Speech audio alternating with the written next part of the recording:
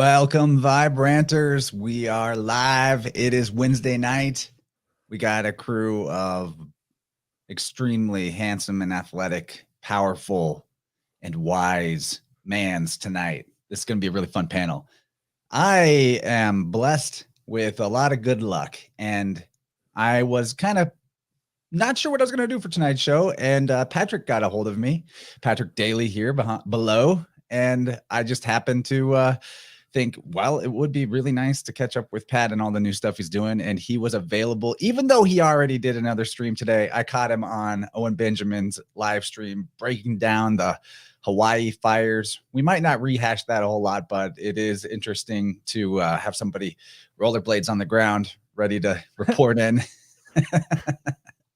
But seriously, the main reason I wanted Patrick on is because he's recently launched a brand new venture with Dr. Tom Cowan, and this is called the New Biology Clinic. I'm very interested to learn more, and in particular to expose my audience to this really good resource as we replace the old allopathic model with something good, true, and beautiful. But most of all, we're going to have some fun tonight. And to be sure of that, to ensure the fun, we have also brought on board Dawg. Gravy alert. Woo, woo. What's up, buddies? Major gravy alert. Dawg alert. What's up, Slick? What's up, Chance? And Pat, nice to meet you, my friend. I was just watching you on Owen Show right before this. I might have to catch the rest of that. You know, I've been to Maui a few times. Beautiful place. Hawaii's a very powerful place, but we got a lot of powerful discussions to have tonight. I'm interested in your new venture. I like your athletic approach toward life. Thank you. Thank you, guys. Much appreciated. So, yeah, I was going to say, thank you for letting me join. It was, yeah, dude, the sync was insane.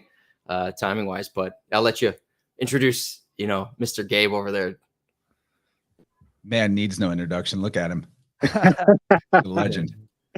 Yeah, man. Good convergence, good timing too. I feel it, health focused, yeah, moving forward from the heart. Absolutely. I think it's perfect timing that we all come together on this.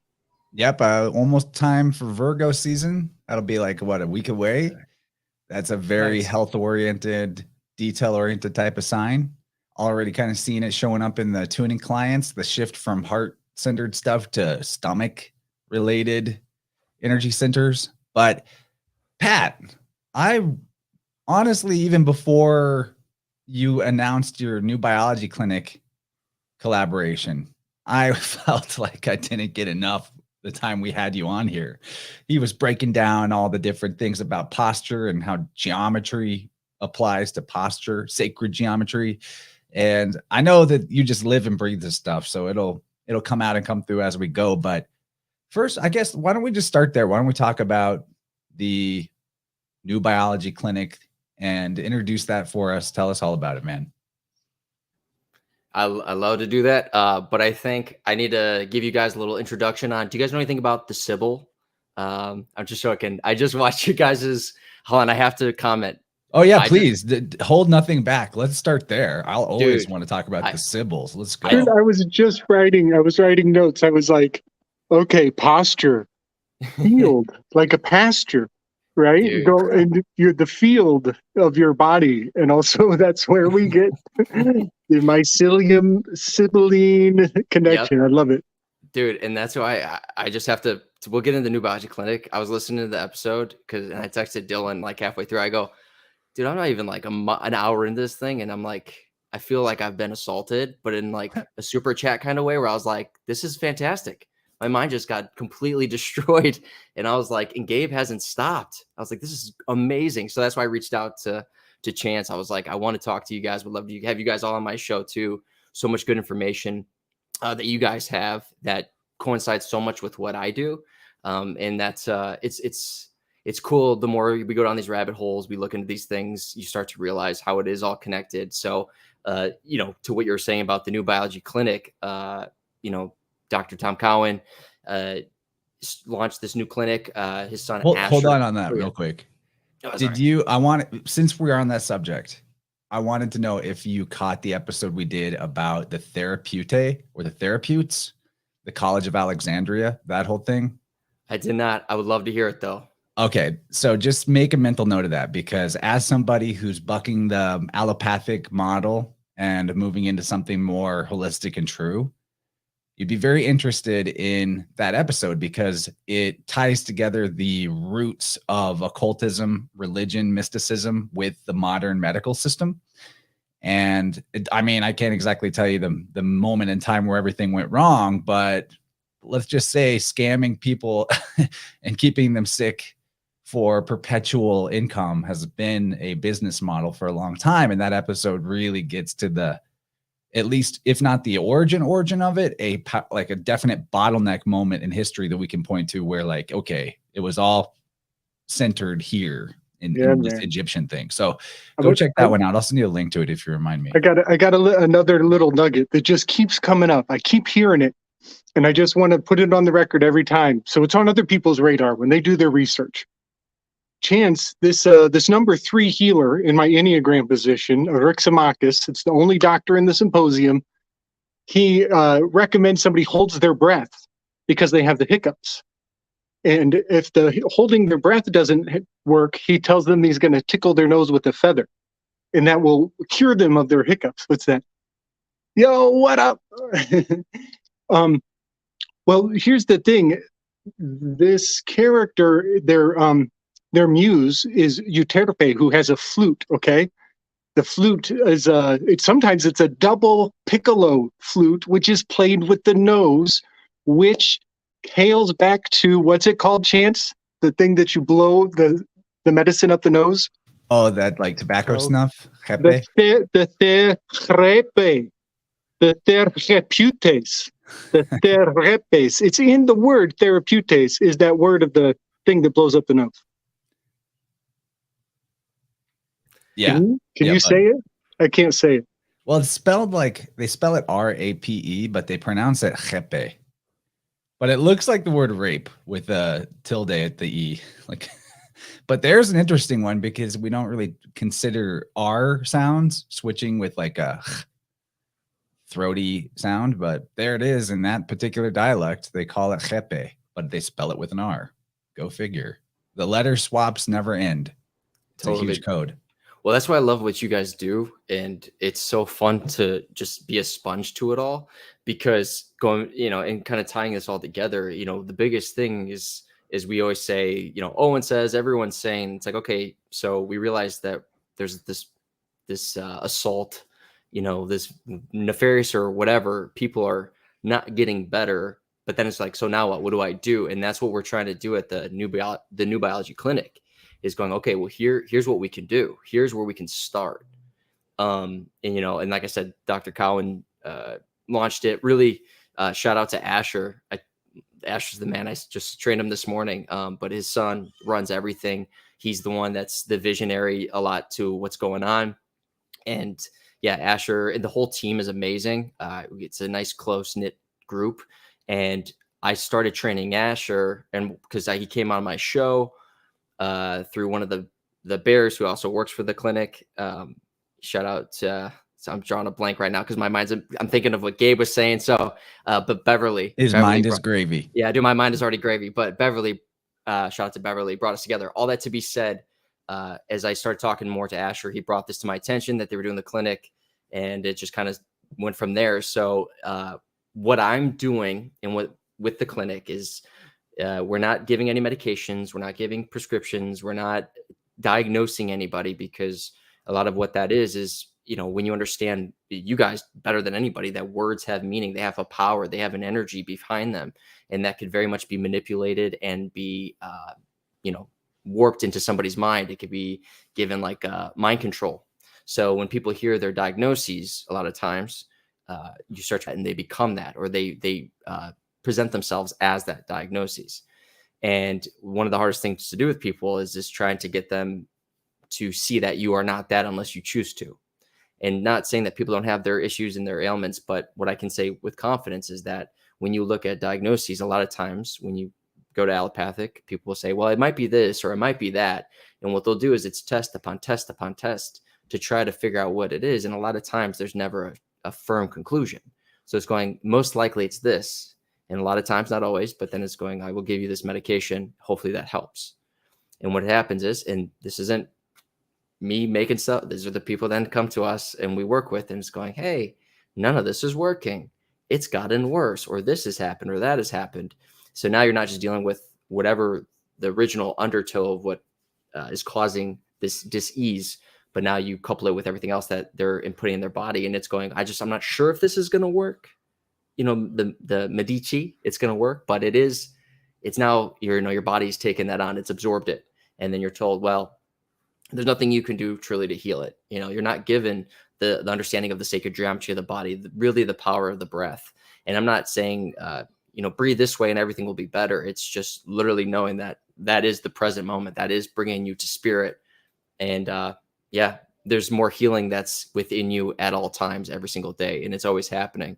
And that's what we do at the clinic, is trying to get people to understand that, like you said, with InnerVerse, but we're trying to understand for people like, oh yeah, you are not this unless you choose to be. And I've seen, and I've been doing this for years, but working with the clinic, learning more about what you guys do, incorporating that into what I do, I've seen some pretty awesome turnarounds with people, and it like quickly. And it's not like I did anything to them. It's really just getting them to be in the driver's seat of their wealth and health and just overall well-being, man. It's an awesome thing to be a part of. You got anything that comes to mind right now in terms of like a turnaround that you can think of? Yeah, for sure. I mean, I work with people who chronic migraines pretty much gone. Arthritis, that's something we work with pretty frequently, that people, you have to put in the work. There's a lot that goes into it. It's looking at patterns. It's looking at habits of the day, how you hold stress, what you do in these stressful situations of your life, learning how to, for some people, just learning how to just remember to breathe, and knowing how, again, the design of the body. Once we start giving that to people, we can then start to, quote unquote, not me, them, no longer have a diagnosis known as arthritis or sciatica or MS or epilepsy, or and these are things that I've worked with pretty regularly. But yeah, so I mean, the list goes on. I mean, there's certain things that take a lot more time because it's just much more ingrained and deeper, not just trauma, but responses and adaptations to life for people. So you're not just dealing with the physical, you have to deal with how do you then perceive life, your life. So I'm not saying I'm a psychiatrist or a psychologist in any capacity, but what is the most fascinating thing for me is when I work with people and I will see somebody, we'll put them in a certain movement position, and they'll say, I have like tight shoulders, or I have tension in my neck, and we'll do certain things super slowly, and they'll start crying. I'm like, what's going on? And they're like, dude, my mind just took me to a time when I was 10 or 12 or 25 and I had this injury. Or, hey, why am I thinking about, I'm just, no one specifically here, but this has happened. Why am I thinking about when my dad left? And you're just like, and it didn't manipulate them. I didn't force them to do anything. I didn't like lead them in with like, think about your problems. It was just getting them to breathe with the stress of the physical, because as a lot of us know, most of the physical stress and disease we feel is a manifestation of what's happening more often than not in the psychological, the emotional, spiritual state of who we are. And there is a power to that. And that's why I love what you do, Chance, with the sound healing, is that there is so much of that that's happening, and then it gets brought to the physical. And now what you're doing is you're dealing with the sound healing. Where I'm doing is I'm trying to mend the world of those who aren't quite to the sound healing and wanting to do that, but trying to get them to say, hey, you move your body, we can get that arthritis. You will no longer, unless you choose to, defy yourself as arthritic, or whatever else you could think of. So I don't know if that answered any questions. I can keep going, but I'll leave it open for anyone who wants to add. I mean, so hearing what he just said, Chance, it almost reminds me of your work and also of Elaine, how do you say it? Elaine de McCusick's, her first couple books. It sounds like what he's saying is like chapters out of that almost. You know what I mean? Totally, dude. There is a amazing fractality to our existence. And what Pat's talking about is finding this where the energy is stuck and stagnant in the physical body. You can also find it in the field around the body. And you can also find it in the non-tangible aspect of the mind. It's in all those places. And the key, I think it's really like G.I. Joe says, knowing is half the battle. If you can know where it is and realize why it's there, then you can make a different choice. But when you're just carrying it around and it's like hanging over your shoulder, you don't realize that some of these personality problems or posture issues, whatever the case may be, were something that you have way more free will choice over. And it's actually not even that like a big of a chore to turn it around. You just got to figure out, what was my motivation for being that way? Or what did I think I was protecting myself from? And sometimes you got to go all the way back to like 2 years old, 3 years old, and find it from there. You know, I had recent client, we had huge breakthroughs, unbelievable. And this person, the main issue we were dealing with was digestive problems for her. But what we ended up finding was that this was a type of frustration or resentment that was highly triggered and mostly revolving around feeling scrutinized, feeling judged. And so we go back early, find this 3.5 years old where she gets hit in the head with a rock by another kid. Wow. And her mom and her sister, she had like got a TBI and stuff. And her mom and her sister were telling her it was her fault. She shouldn't have looked up at the falling rock. She's a toddler, like a little kid. Yeah. And that, along with, you know, there were other points of, we had even went back to the birth story, like when her mom was pregnant with her and in labor, there was all this like tension around being examined by the doctors. And then, so like without getting into the complicated details. And then what was wild about this session is that we even back to, we found an ancestor that had a related issue.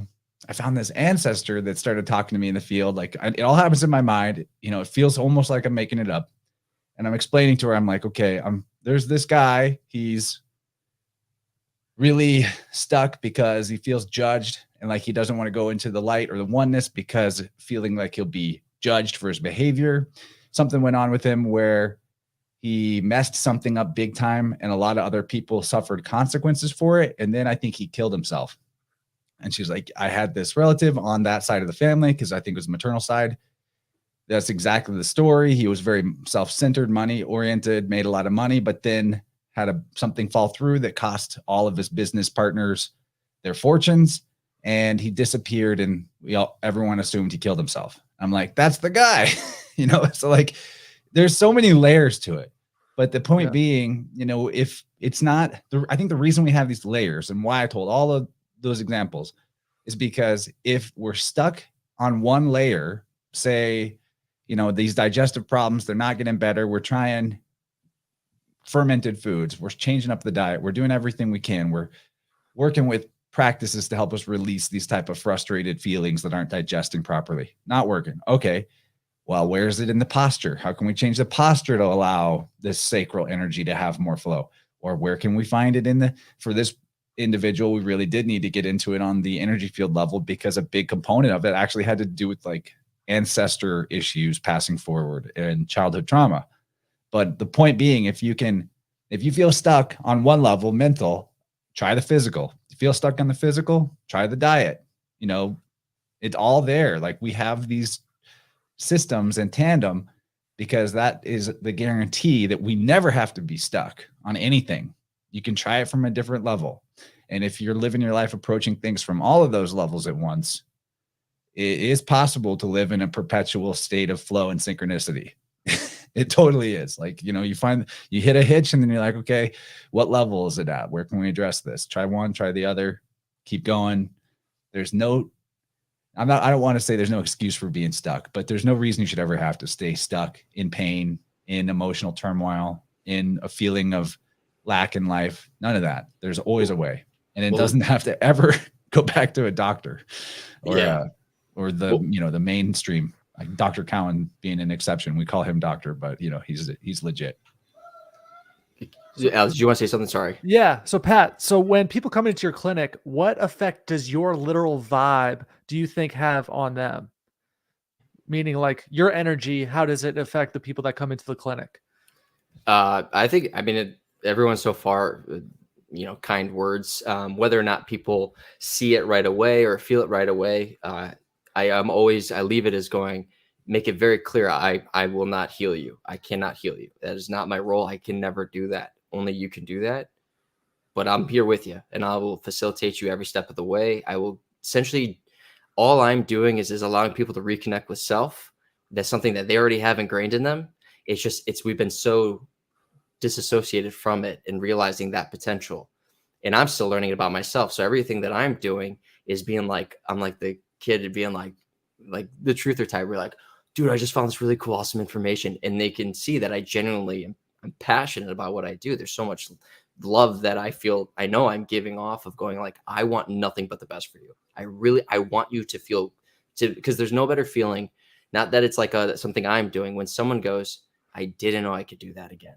I cannot believe I just did that again. And for some people, it appears to be the most mundane things.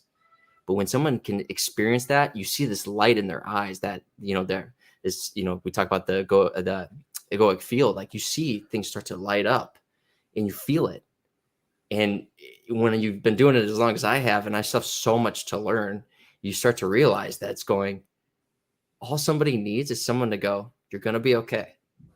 And really mean it, because it's starting with, and I tell all my clients, it's going, are you breathing? Are you breathing right now? Can you breathe for me? You're in control. Everything moving forward is all yours. That's why I go by P.A.T life, present awareness training, because it's going, I can give you a million things to do, but if you're not breathing, you're not here. You're somewhere else. I need you to be right here. I want you to be right here. I want you to choose to be here. Because what do we do in most of our life here with people's anxieties and depressions? It's going, I don't want to be right here. Right now, I don't want to be here. I would rather be somewhere else. So it's going, how do I get them to come back to here? And it's going, to your point, Chance, about, sometimes you have to deal on the physical, sometimes it's the mental. Well, I've come to realize that, talking about alchemy here, that most people aren't in their salt, they're not in the oil, and they're definitely not in this connection with the mercury that, that Jesus figure. So you're seeing that most people, because if you think about it from, again, all come together, the oil would be the being in the mind, connecting with source. But so many people are so here in their minds is not with the now. Obviously, if this is making sense, if you're in the oil, you're in the salt, you're here now with those pieces to create that mercury to some capacity. Where most people, they're not in the oil, because I'll ask them, hey, where do you feel it? They go, I don't know. Where do you want to feel it? I don't know. What are you thinking about? My job? My this and my that. So you realize there's like almost this out of body experience to get away from the pain, because most of us, not everybody, but a majority, don't know how to deal with the pain of the mental.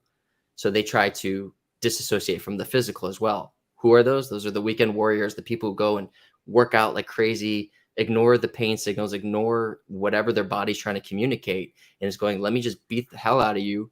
So I feel sweating. I feel pain that I can disassociate from, and not have to actually deal with what's going on. And those are the same people who get injured, who come to me and then going, I feel I'm not myself anymore.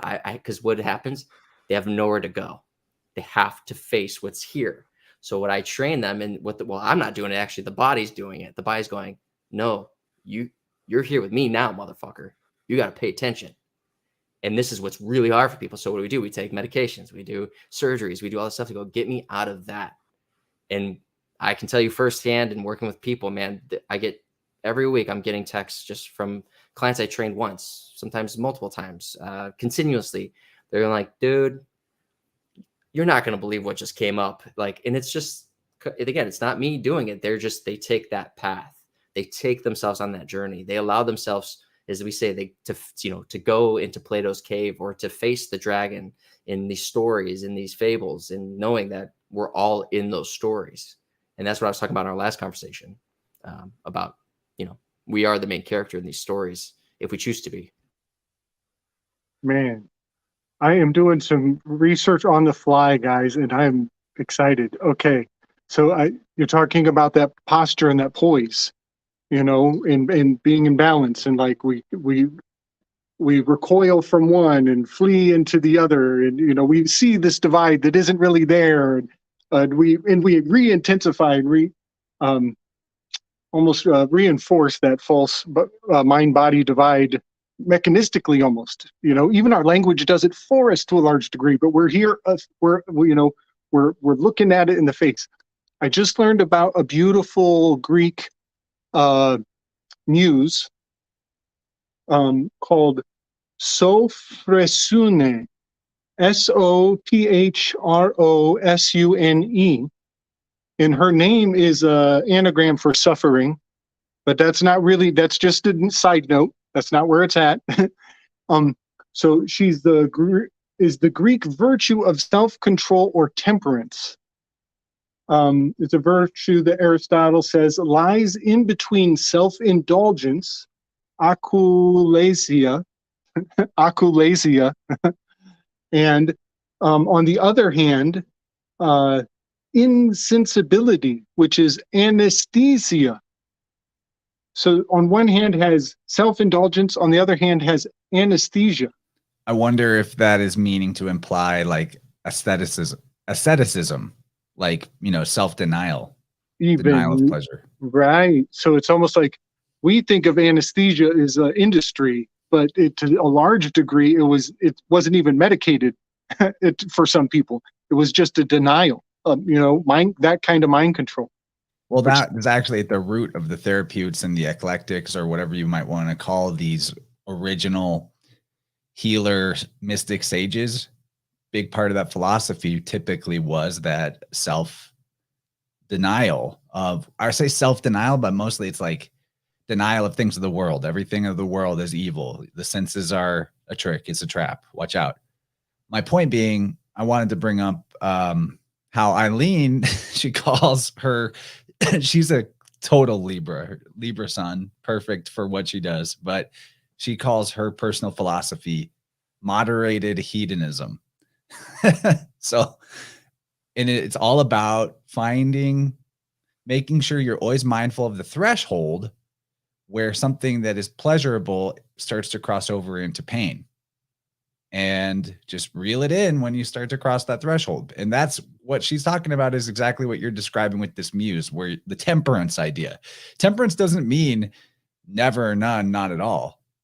There may be some things where that's best for you as an individual, but overall, it's not like, I don't think the purpose of life or the solution to health is denial of all things fun or pleasurable, right?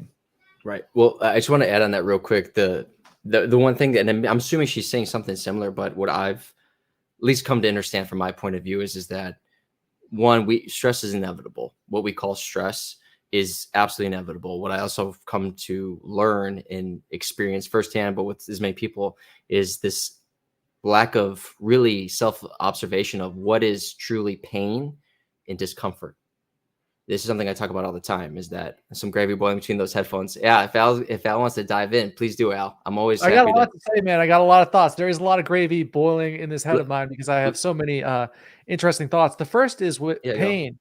And I think a male approach towards health might be different than a woman's approach towards health, where they're more so like flower creatures, right? We're things that can be battle tested, that can go through a lot of shit. Like if we were in a washing machine, like just tumbling around, experiencing all this pain, we come out clean. You know what I'm saying? Yeah. Versus like a woman might get damaged in that process. So when it comes to pleasure and pain, I think it's almost kind of fun as a man to go to the extreme of both if you need to sometimes, and the extreme of the other to get the full spectrum, the full experience. You know what I'm saying? But yeah. I did have one question for Pat. And when you were describing what you were doing, I visualized you planting a seed of self-belief and health within these people. And I think that's probably one of the most important things to plant within them, in their own mental, brain, is to, once that seed is planted, things start looking different. So my question to you is, what part of that is getting people in touch with their own instincts? That's a great question, man. And I think to what you were just saying about the male and female, that does play into your question. Because when you get in touch with your own instincts, again, you have to be completely present. But majority of us, as I said, aren't really finding themselves in the present. So what do we have to do? What am I doing? is I can say, hey, meditate or breathe. And people go, dude, my mind's going 100 different spots. So how do I get them in the intention and be with that self-belief? Is, again, I inevitably, for most people, have to facilitate a physical stress. Why? Because, again, people think of it as layers. If the physical is the last, and I'll get to your question, but if you're looking at the physicality is almost like the last visual observation of what's happening internally, most people have to work from the physical back into the mental. So it's like you're seeing almost like this happening. So like up at that peak is the physical, where most people in our modern day, it's like I have to be here to understand that I can just breathe and find myself in this calmness in under my stresses in the mental, emotional, physical, spiritual. Where other people, you know, I mean, they're like, I didn't even know that was even a thing. So you have to kind of get them there. So what I will do is I will put people into physical stress, like a specific type of lunge, and I'll just continually say, we need to focus on what's called the 3 tensions. In order to find your potential, I need you to know what my 3 tensions are. And this is, maybe I coined it, I don't know, but it's what I call the 3 tensions. It's like, what is the intention of what you're doing right now? Because when you have intention, as my buddy Matt Belair says, nobody knows your intentions but you. So that is where we're at. What is the intention of what we're doing right now? And it's going, when you have an intention, so let's just say I'm putting you into like a lunge. My intention of this move is to keep my weight over that right foot that's in front of me. I intend to stay over that foot. That is my intention. Okay, so where's my attention? I'll tell them, we're going to put it into that right foot. So I'm intending to stay over that foot, and my attention is on that foot. Great. Now my next question. How much tension are you putting into it? Are you actually pushing? Are you trying to create tension with the ground? Usually when people say, oh, I never feel it in my glutes, or, oh, I never feel this, or it's always in my knee. Once we start moving and understanding the design of the body, and we add those 3 tensions, someone will literally, they'll go, yeah, I don't, oh my gosh, whoa. And then you go, I need you to breathe. Because I know where they feel it. I've done it so many times now where, oh my gosh. And then it's to the point you said about men and women. Women, observably, tend to laugh, giggle, grab at their throat, move their hands a lot, start to, okay, when they feel the stress kick in. So I will say, calm down. I need you to breathe. When I work with men, especially younger men, and I see the grunt. And what is the most scariest warrior? Someone who's just looking at you calm. They're not that's going, all right, stress, we're here. So what I'm doing is trying to get men to that and women to. So we're doing the same, we're getting to the same point, but they're showing different observable things. Now, certain men will do certain things. Some women might grunt or do certain things, but it's become almost like you're seeing it pretty high probability that this is going to happen here. This is going to happen here. And as we go through that and they stay with the stress and they breathe, I'll literally see people panic, all of that stress, all of those old responses want to kick in to, but their leg is doing this. It's like a Richter scale. It's just shaking. Why is that happening? Because there's an immense amount of stress, immense amount of blood flow that is actually getting from the foot through the hip, through those entire chains. You're creating circulation. And that creates, when you understand the neurological system, I know I'm jumping around here, is mostly the interaction with the water within the body. That the nerves don't work if the water within the body isn't in motion. This is why we'll get, when people are dehydrated or there's a lack of flow to an area, you're going to get, people get, what's it called? Pulsing. I can't think for a sec. They're getting cramps, like physical cramps. So we need to get flow back. So it's obviously what we're drinking, but it's also, again, we need to move with this intention. So you'll see people, I see it all every day, every week. You're going to see them go crazy with their leg, but they're looking at me going, looking at their leg because they're calm. They're going, what is going on right now? It's like your body, you're not letting this, because you have this, it's allowing you to stay present. And it's allowing you to be with the stress, to understand your potential, to understand that. Don't let this get in the way, because it's going pain, pain, pain. And it's going, is that pain? Keep breathing. Let me know if this is pain. Keep breathing. Does your knee hurt? No. We have knee problems, right? Yeah. You just went really low. Do you still have knee pain? No. So what is this? I feel my leg working. Okay. Is this pain or is discomfort? Oh, it's discomfort. I'm really uncomfortable right now. Hey, I'm starting to feel pain in the knee. Can you stand up a little more? Yep, it's gone again, but I'm still feeling the stress. Can you breathe? Yes, I can breathe. And I'll see this over and over again. So when they come out of it, I get them to just breathe, let the body know, hey, we went through a massive trauma, whatever you want to call it. Can you breathe? Why? Can you stay calm? Because then the body goes, what was that input that just came in? We're used to being here, but Al's breathing. Al's still breathing. He's not freaking out. He's not, we can chill. And this is what the body does. This is why I tend to believe that the memories, we talk about, water storing memory, the memories, when you look at the fascia, the neurological highway of the body, all it is crystallized water. So when you look at it and understand it from that way, the power is Veda Austin's work, Gerald Pollack, all these people, like, you can literally rewrite the water within your body by how you feel, act, think, move. And you can't have any of that changes until you create a stimulus of stress that's going to challenge the body. And this is, I know I'm going on a tangent, so I'll stop if anyone wants to add anything. Go off. This is amazing. This is why So- we're here. So, Always and this gonna is- spotlight you. so this isn't, and again, I will preface that this is not a knock towards anybody who's in any sort of physical manipulation of the body. So just need a preface. But what will start to happen is you're saying with Chance about people going down that path of like going to when they were 2, going to 3, past lives. You have to be mentally prepared for something like that. And I get to work with a lot of people who want to do that, but haven't really trained to do that. I get to work with people who've never even thought of that.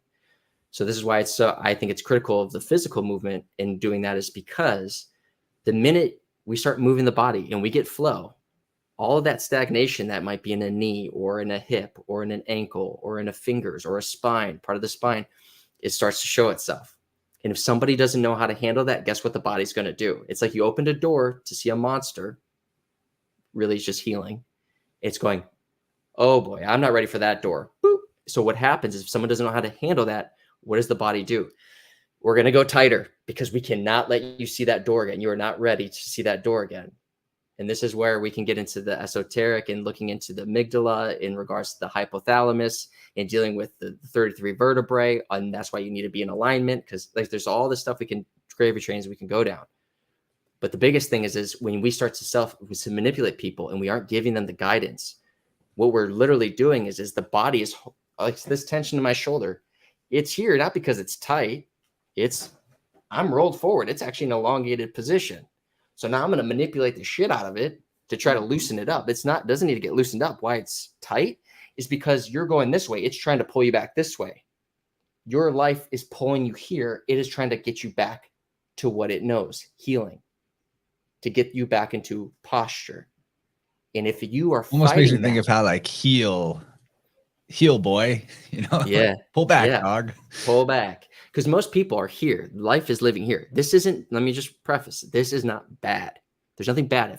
If I'm a fighter, I can be here. If I'm protecting my organs, I want to be here. If I'm moving in a way where I need to stay tight, like climbing a tree, I'm going to stay here. But it's the question I always tell people is, can you move in the variety of what the body has available? And if you can't, and you're stuck here, that's where it's going.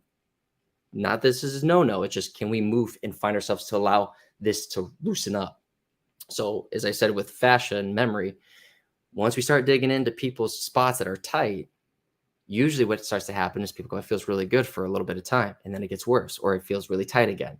And the issue is that I have is going, are we helping, or are we actually, again, releasing some of these memories, whether they know what the memory is or not? It's just they're creating movement again from a stagnation. And if we can't prepare the body for that change, we have this window of time to allow us to start making changes at the much deeper level. And that's why the breath is important in creating tension, breathing through it, whatever else we might do. So this is why I'm always, I personally, I don't like tell people to go get massive massages. Again, not knocking it. It has a place, but we're using this as like, release this, but it's going, okay, I did it. You weren't ready for that. You were ready for me to relax you, but it's going, but then what? Now you have all of this flow happening. It's like, think about all these memories. I'm just, as an example, think like vivid memories of your entire life. And you're like, oh, geez, I can't do that. This is why when people come to me, they go, I've been getting massages for 15 years and I don't feel like it's getting any better. It's like, you kind of just answered your own question, man. Like, because, and again, if you do it, great. But I would say, I recommend giving people the ability to know, we're releasing tension. Are you ready to release tension? Because I need you to relax and allow yourself to breathe into that change. But when you create relaxation, and I'm jumping around here, it's a flow of energy. When one is relaxed, another part is in tension. So when I do a bicep curl, for example, and I'm going through, I have, when this is lengthened, it's still stress. There's still motion here. There's tension here, but you start to create a little bit of tension in that back. Or if I'm doing like, if I'm pulling up, there's tension in the shoulder. As I pull down, now it's in the back. There's this yin and the yang, the oscillation of flow of life, which is where the figure 8 comes in when it comes to movement. So when people are relaxing tension, let's just say in their, in the chest, I'll say, we need to start creating tension in your back, because now it's going, all right, I'm released. Where's this tension going? Well, it's got to go somewhere. And we're just going to redirect that tension into different parts of the body, working with what what you're able to do, what you're not able to do, where your thresholds are and things like that. Does that make sense? I know I totally ranted, but. Yeah, man. I love that, that sense. They say we have the 5 senses, but my favorite exception to that list is that, the kinesthetic awareness of self, the sending your mind literally to different places, to generate focus, and recently I've come to believe that that is what Athena is. Athena is attention. She has silver eyes. She's paying attention. So yeah, I just thought that was a kind of a fun one to bring into the weave. Another fun word thing that came to mind was how relax is kind of like lux, because that flow that the actual true relaxation allows in the body, that energy that is moving through the body is light. Energy and light are the same at the basic level. So, it's all about light when you get down to the very basics. And I never really put that together before. Lax and lux. I love it.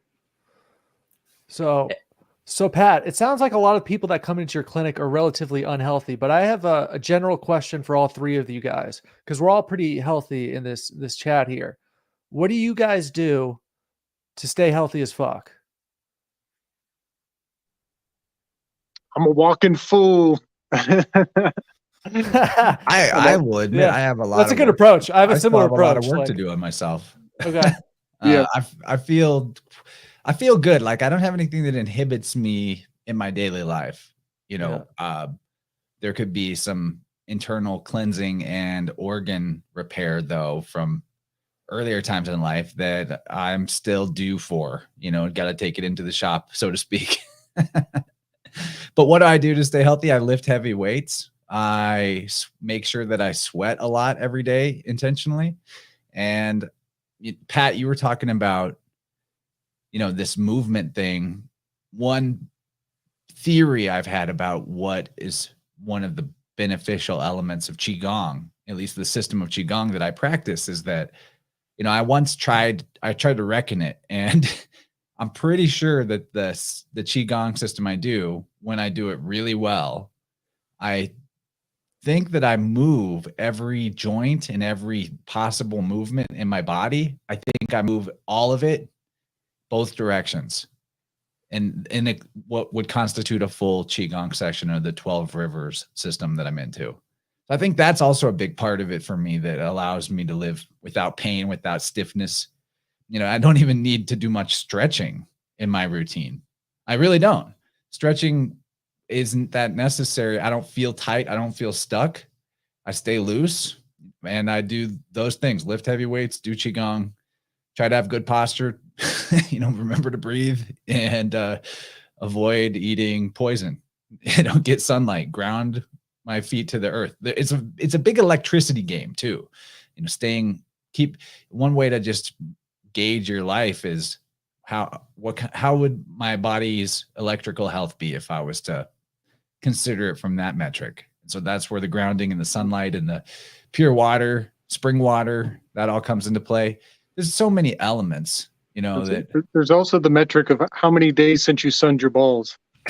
I haven't been getting to that lately.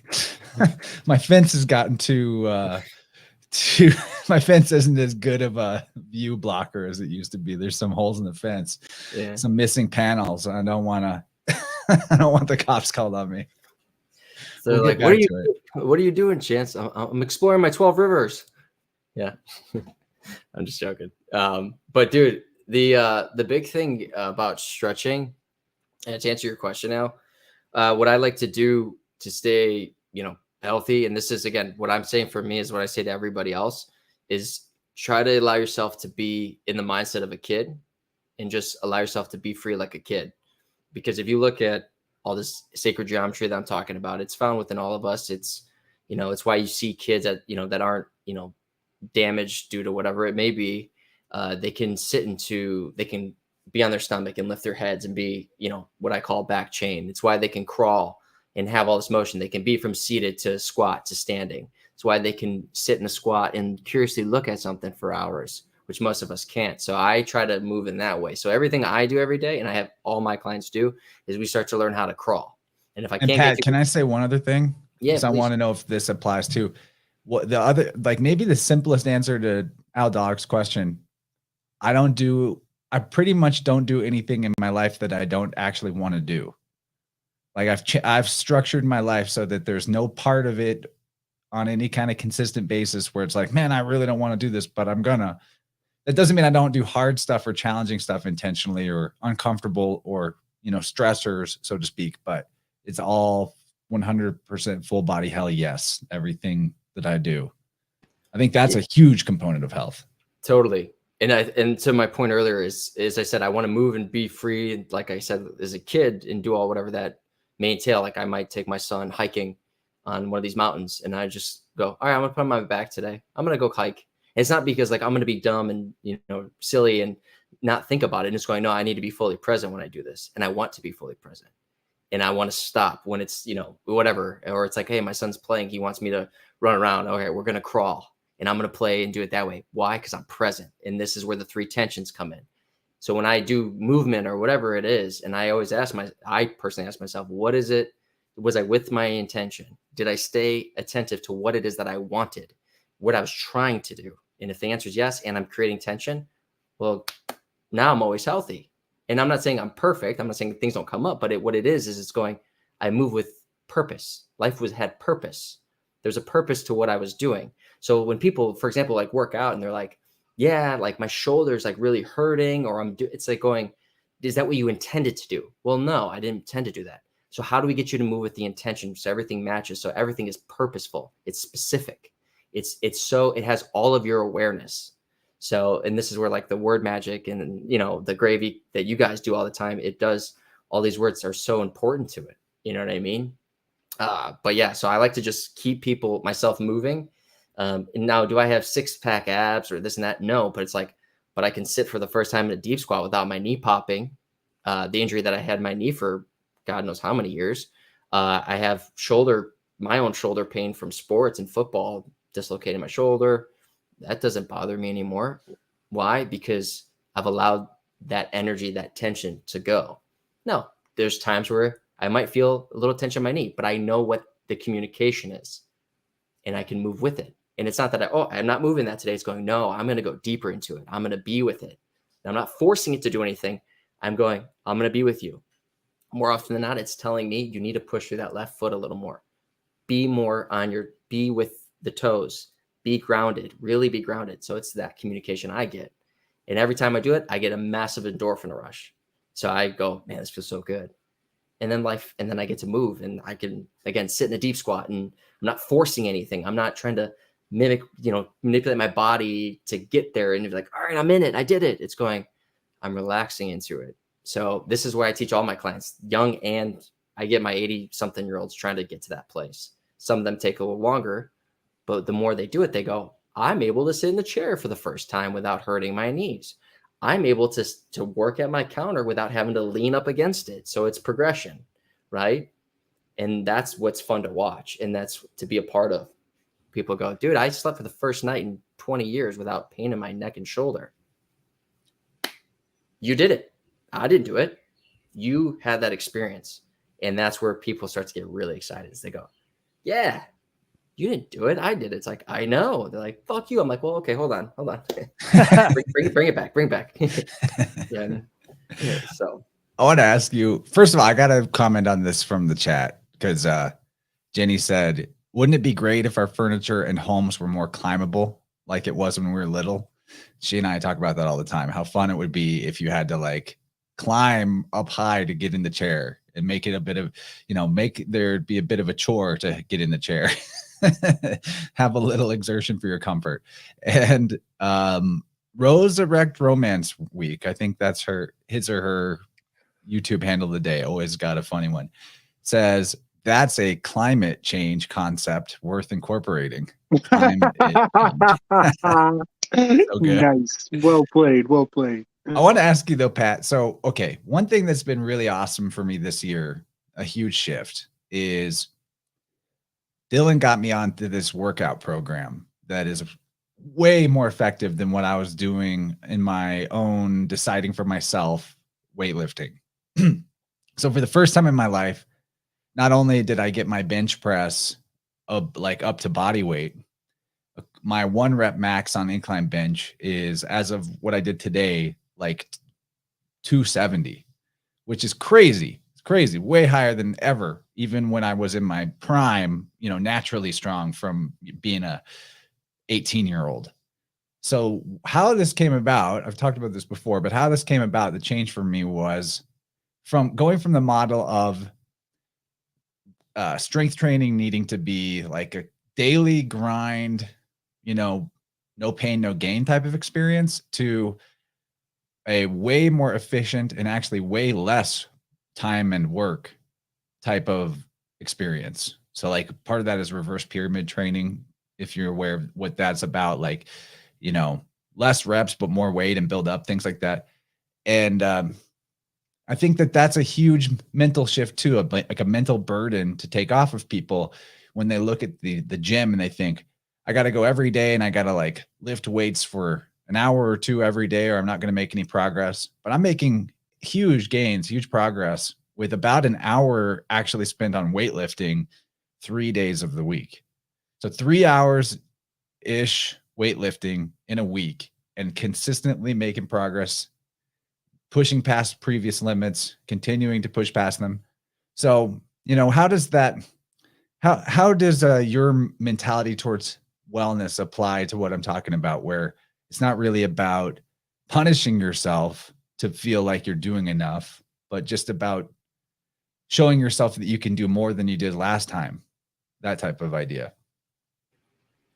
Yeah, I mean, a lot of that comes to what you're saying, just about, some guidance, giving you something to aim for. That's, most people like that. But the biggest thing is most people I work with aren't going to gyms, right? We're doing it virtually here. And what I mostly train with people is going, all right, I want you to imagine you have nothing. You don't have a single piece of equipment. You don't have a mat. You don't have a single thing. How can you move? Because you can't do any of that other stuff without your own body. And people tend to forget that whatever your weight is right now, you're moving that every single day. So if everyone says body weight, you're moving weight. So I try to get people to know, start with the weight. Reason being is people are like, oh, I'm going to bench. Well, I say, okay, well, how's that bench moving? I kind of like try to guide them. How's that bench move? How's that bar moving? Let me start there. Well, I'm moving it. Okay. But more specifically, how is it moving? Well, I have my hands on the bar. Okay. So your hands. Let me ask you a question. Where is that weight in your hand? I don't know. So you're telling me you have an immense amount of weight on that bar and you have no idea where you're putting the attention in your hands. Okay, well, so you're telling me that you're supporting and dependent on that weight moving and you have no idea where your attention is. Well, actually now it's on my wrist. So you're telling me that those hands that are given to you, God's gift to you, you don't feel any of it there? No. This is why most people have shoulder injuries. This is why most people have arthritis. This is why most people have neurological issues, tension built up, because there's that lack of flow. They aren't using their fingers. They aren't using your feet. What's the one thing that's hitting every single day is your foot. What's the one thing kids do? They crawl. These are hands. Animals, hands, feet. There's connection. Can't say how many people don't even have that. So I'm saying I'm not putting any weight in your hand until you can start to tell me that you can move this finger, this finger, this finger, this finger, and even myself. I have a problem with this one from injuries from sports. So what do I do every single day? I create an immense amount of stress. Like I'll put like whatever, something in my hand and I'll hold it. And I'll hold it as hard as I can and create an immense amount of tension in that one finger. And you can see I'm actively trying to get that finger up. But you can see it won't go without. My forearm is on fire. And what happens is when I get people doing that, they're going, holy shit. You see it more with people's toes. I go, can you wiggle your toes? They go, oh man, I can't wiggle my toes. Hey, can you just lift your big foot up, your big toe? No. So you're telling me that you're now loading weight on your back and you can't even make an awareness and a connection to your toes. That is you. That is a part of you. What is the disconnect? You And know, it's going, yeah. You're blowing my mind right now, dude. Yeah. You know, this comes up in Barbie. I mean, I hate to throw a curveball in it, but it is like just happened like this month. Barbie has this some kind of I don't know. I have not watched it yet. I actually kind of want to. But there's a moment where she kind of discovers reality. She kind of comes into a whatever another layer of reality.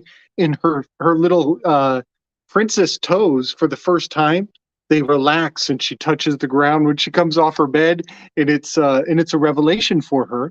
And I just love that they're broadcasting that even the most subtle change in our life, bringing a little bit of awareness, alters your perception on such profound ways.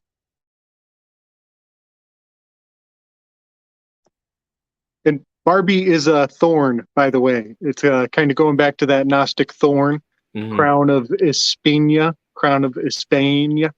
Dude, that's I love the grave you guys bring with that, because I mean everything, I haven't seen it, so everything you're saying, it's 100% true in regards to just that ability for most of us to recognize the ground beneath us. I said this in the last conversation we had. When you look at the astrology and the story of the seasons, literally on the bottom of your foot, we talked about relax, relux. If you look at the big toe, the bone in your big toe, it's called the hallux bone, which just means the breath of light. So the big toe on on your foot, that bone is called the hallux bone. And then when you look at your phalanges, your phalanx, you're looking at an army, the phalanx bones, right? The phalanges rather. And then you start to go through what's called the ball of your foot. As we all know, bow, Jesus, the sun, you're springing forward on your feet. On the ball of your foot, you spring forward. As you spring forward, you're moving through the arch of your soul, which is the sun, going through the spring into the summer, the high point of the summer, as you start to fall back on your heels, hell. So you literally see with every step you take, you're moving through the seasons, that they're literally showing you with the words they use to describe it. So it's saying, now, if we talk about, when we understand the fall, you guys know, your listeners know, when you're dealing with the fall and the winter, man, those are death, man. Most people I work with, guess where they're putting all their attention when they stand? On their heels. And then they don't know why their ankle hurts, or their bone spur occurred, or their Achilles ruptured, or their knees are bad, or their hips are shot, or their lower back is in constant pain. It's going, we've lost connect to these, and we lost connect to those feet. We've lost that springing forward. So what I do, and I constantly am trying to work on, is teaching people how to shift your weight forward. Get out of hell. Let's bring you into the spring, literally, and learning how to be with it and breathe life into it. You know what I mean? And think about what happens every time you do step, even though I'm not saying tell people to walk on their toes, but every time you step, there's a little bit of that connection with hell, is you then send it back and you spring through life. So you can see we're going through, you kind of have to be in hell for a sec to then come through. It brings new life with every step. When you connect, you're creating flow. You're creating the natural spirals in the body, the sacred geometry, when you use that part of your foot. Now, most people are collapsed in their arches, and they say, oh, I just have collapsed arches. Well, you don't just have it. Like, it's not just hereditary. It's conditioning. You see people who walk like this, they watch their parents walk, they start to build that. So, it's one of those things that is inherent in all of us, is to be able to use the arch of our foot and actually drive through it. But when you collapse that arch, you actually don't even use the hallux bone. You're falling on the inside of that big toe. So if I'm walking this toe, this is why most people's toes are like this, where you see like that pushing in, and then they get what's called a bunion, or they get sort of gout or something where they're going to go, oh man, I got all these issues on my feet. And I don't, it's just something's wrong with me. It's like, no, you're putting pressure on that joint, and it's healing. It's trying to create more pressure there, build up that inflammation to get you to stop doing that, so you can actually use your foot. And I have one of my clients who I work with for 6 years, and we've gotten over his gout and everything, just purely working through that. And it's and it shows you the answer is within you, man. So I can keep going, but I don't know if there's any questions. Pat, were you a safety in football? Yeah. Yeah. I'm really exceptionally good at like guessing people's positions. And when All right, what was I? What was I? I already know Slicks. He was a defensive tackle. He's mentioned it in a prior show. Chance, you were a backup running back. No, dude. No. Sorry. Cornerback. Tight end. Corner? Oh, that's okay. Okay. Tight end and D end. Oh, wow. Really? You know what? You always forget. You're fucking 6'2", right? Yeah. That's right. You'd have been my I wingman, don't bro. forget that. So, wait, how tall are you, Slick?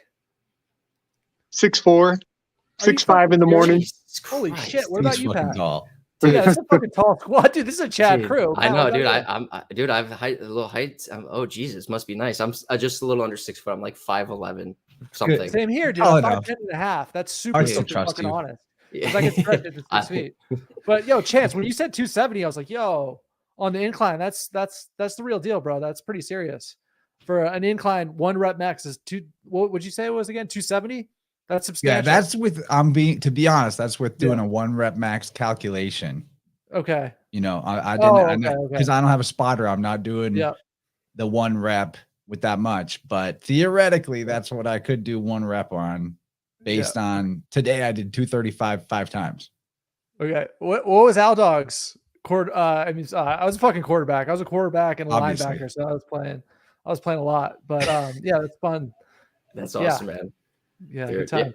Pat, So, I yeah. have a question that I really want to make sure we get, explained on, because we did talk about the new biology clinic, but I wanted you to also break down what the model is. Like, what are people getting when they join? Like, what's the trade? Then, like, what's the offerings?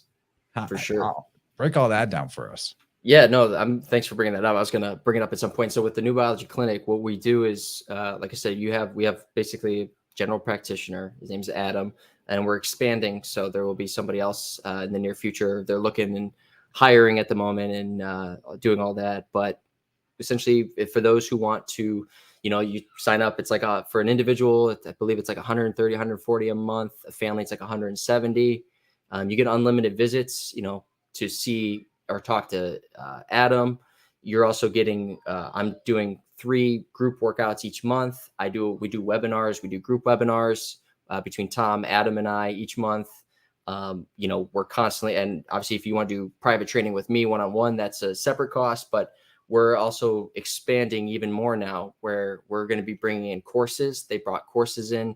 So basically all the gravy that Tom brings, there's courses. So if you're somebody who's a nurse or, another general practitioner, a specialized doctor or whatever, you can take this to their own clinics, whether they're completely, anthroposophical, which is what Tom kind of refers it as, or if you're holistic, allopathic, doesn't matter. It's just taking the information. So we provide those courses. If you're just an everyday person who wants to learn more, you can also take the course as well.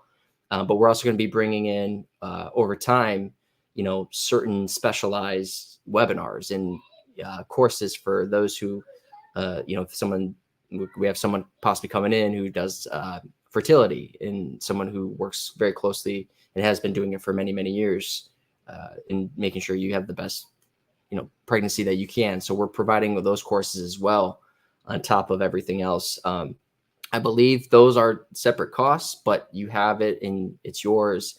And the goal for all of us is you should only see us every once in a while, just kind of like just to catch up, make sure you're good. Obviously we provide webinars if you want to jump in, learn, But the goal is to know that, hey, you have all the tools available. You can listen, you can connect with us, but we're going to just keep expanding and growing because we want to bring in stuff like sound healing, and we want to bring in these different types of understandings of the body and the world around us, and knowing how it what's the word I'm looking for? How it relates to us and our well-being. So I hope that answered the question, but there's more of these courses, like I said, coming along. For those who want to look into it, you have to be a member, obviously, to join them or sign up for them. But you're definitely not going to want to miss out if this is something that's interesting to you, and saving you in the long run tons of money, because everything I'm telling you now is I'm giving to the clients, and obviously we go deeper because we just have time and they're recorded. But yeah, so I think that answered the question. Yeah, man. Yeah, Dylan's got a good question in there. He's asking about nail health, and if you guys deal with analyzing your health through your nails. I mean, I don't necessarily do the whole nail health, but we do have, Tom looks into it. And we also, one thing that we constantly are talking about is if we don't know something in depth, we find somebody who has done some massive deep dives and research and has, applicable outcomes and modalities that they see that work. And then Tom will vet them and see. So if there's something like nail health, like I have understandings of it. I've talked to people who, have done it. But I won't ever be like, oh, if your nails is this, then if I don't know, I don't know. So we will, I could talk to Tom if that's something specific, Dylan, that you wanted to dive into more. But yeah, we always are bringing, all right, who do we know? Is there anyone that can reach out? And Tom's always putting out kind of like a smoke signal of like, hey, anyone know anything about this? And it's pretty awesome, man. People are so excited to just share the info, share the knowledge. And it's not about like, oh, you're right, you're wrong. It's just more of like, how we're going to get from point A to point B of health. So, but we will dive into more of nail stuff, because now you have me interested in diving deeper. That's the beauty of it. Anyone want to say anything? I'm just laughing at PK in the chat. He says Sirius is 8.6 light years away and Chance can max 270. How dare you? I did that. I really did. So sort of, mathematically. Okay, so another one that was on the list that to circle back around to. Oh, Kyle says, does the clinic need an herbalist? That's the guy. He's the guy. Yeah, well, like I said, when that comes, Kyle, I'll text you. Yeah, we'll talk, because I'm not the one in charge of all of it. I'm just, I'm in the meetings and everything, but I'm not the one making the full decisions. I just throw my 2 cents in when I can. But when we do get to that point, which we will, we'll definitely chat, because no one's gonna line up with Kyle and be the one anyone would prefer. He's the man. Yeah, no, He knows his stuff. I was gonna say, man, I have to get my notepad every time I open up Instagram and I see the gravy he's throwing down, or when I check out your guys' Vibrance, I'm always like, fucking A, man. All right, Lion's Bane, let's go. No.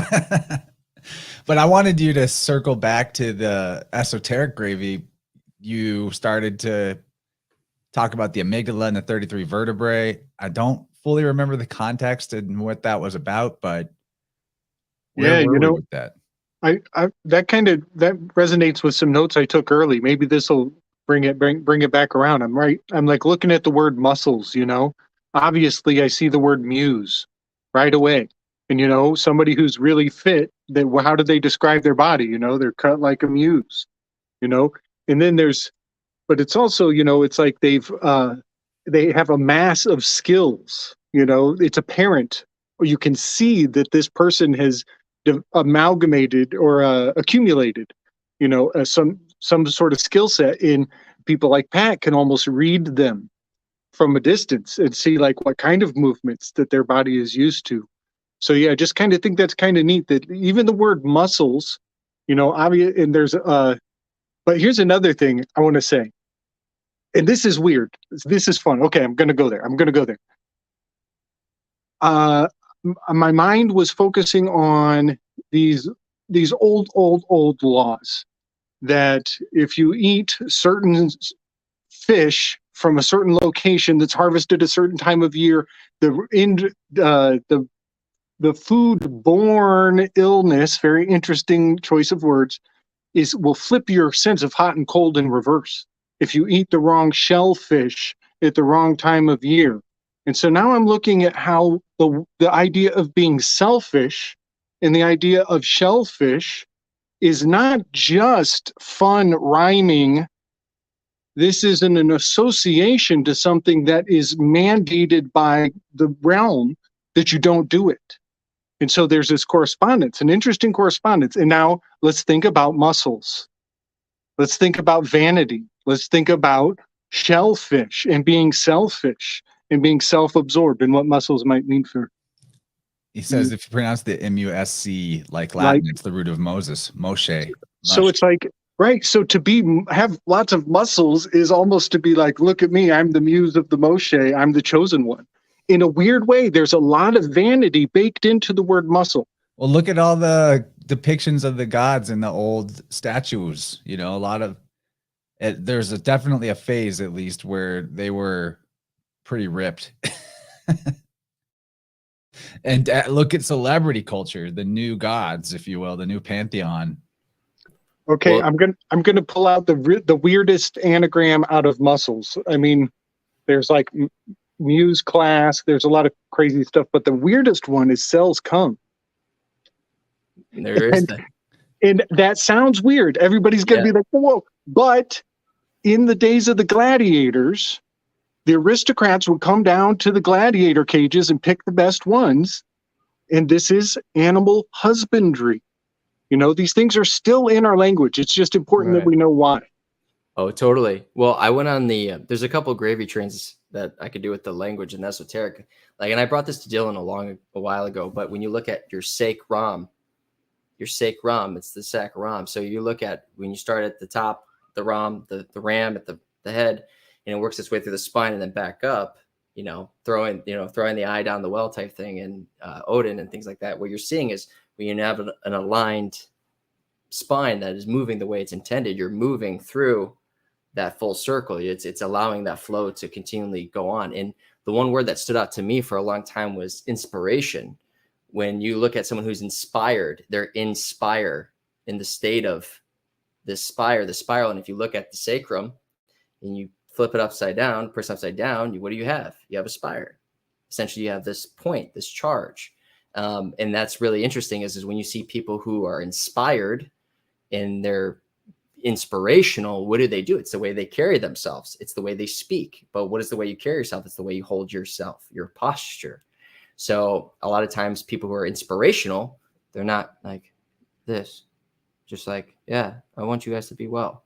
It's no, I have life. I'm here to let myself be known, and my presence is known to those. And this is why when you see people who are inspiring, there you go, I want their energy. I want to be around that energy. Well, what is that energy? It's open. It's allowing flow to occur. And that's why people get, we manufacture people who are inspirational in mainstream, but there are people who go, I genuinely want to be around their energy. And when you're around somebody who is inspiring and you meet them and you're going, that matched what I thought about them. That's why people are going, I fucking love that. But when you're around someone, you're like, oh, I'm so inspired by them. And then you meet them in real life, you go, oh, you're not what I thought you were.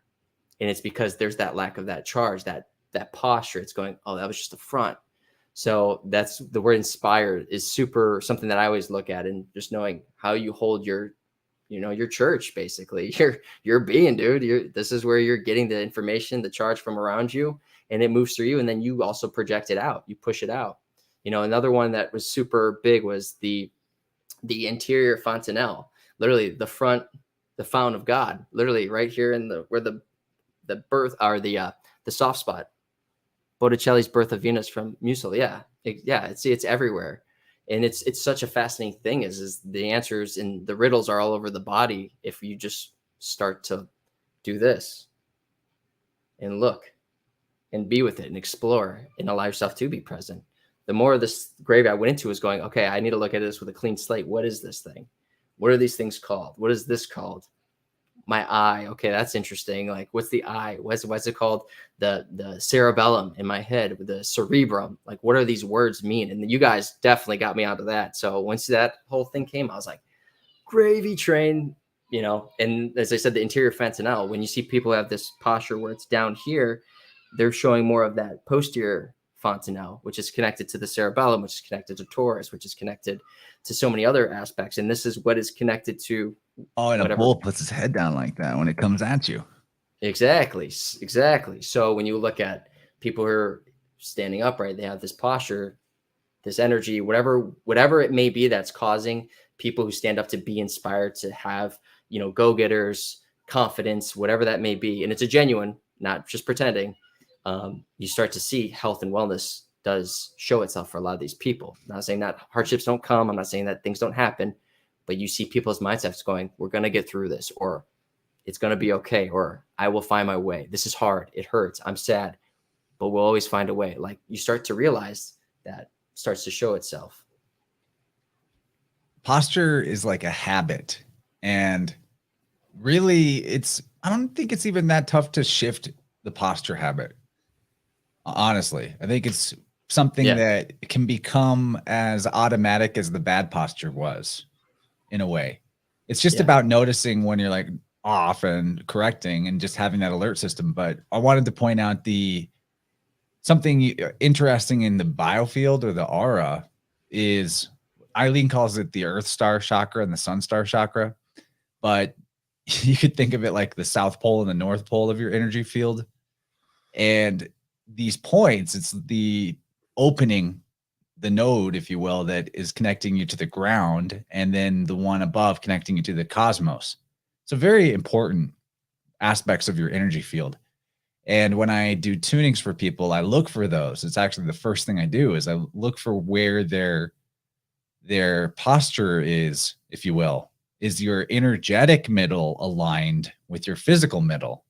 And for most people, one or both of those is actually shifted and off. And that tells you a story. Like, maybe I find the bottom one, the earth one, shifted to the left and behind the person. Usually when I find it in that type of a position, like it's under the left foot and it's behind the foot a bit, instead of right aligned with the spine and about 10 inches below the feet, that usually feels like there's something from the past holding me back that I'm dragging along with me, and it's slowing me down. Or, for example, if it's like shifted to the right and like to the front, the above one, I mean, like the Sun Star one shifted to the right in the front, a lot of times the feeling I immediately get from that is I am so anxious about where I'm at right now that I can't see my future. I can't imagine myself into a future. I don't know where I'm going. It's like a fog. So it's interesting how, again, like the body, mind, spirit, all these levels, like posture actually applies to more than just how you're physically holding your body. There's energy posture too. The interesting thing about shifting those and centering those in tuning is that I think the longest I've ever gone, like before a client came back and I saw them a second time, it's maybe like 6 or 8 months. But every time I've checked in with somebody after we adjusted those points and I explained to them how they got off and what it was, they're actually, they stay aligned. I don't know how long it takes for them to sort of drift away from center, but that's something that like is worth getting a tuning just to get your north and south pole lined up with your spine properly. Like if that was all we did, there would be a lot of help just from that. Because when your energy is circulating out and back in and around, you want it to actually hit in the middle and not get all off center. So I find that interesting. I wanted to bring that to the conversation. Energetic posture. I love it. Al, what are you feeling? I see. I just want to share a theory with you guys. And I'm feeling what you're saying about posture because it kind of reminds me of the word poser, right? Remember posers? If somebody's a poser, they're kind of like trying to pretend to be something they're not. But meanwhile, with your posture, it's something that you can't hide because everybody can see it. So it's like, I don't know. I was just kind of thinking about that. But one thing I want to share with you guys is a health theory that I have, in that it's not original. Other people have this theory as well, but it's about being okay exposing yourself to small amounts of poison. Like I used to spiral sort of in terms of nutrition, like, oh, I only want to eat this, that. And now, especially with some of the workout that I do, that I'm just regularly exposed to small amounts of poison, but I've trained myself to believe that when doing that, I'm actually building this killer immune system. That's amazing. And like, so whenever I expose myself to poisons, it's like, yeah, awesome. Bring it on, because I'm building this immune system that's growing stronger and stronger. So what do you guys think about that theory? That's the definition of tolerance.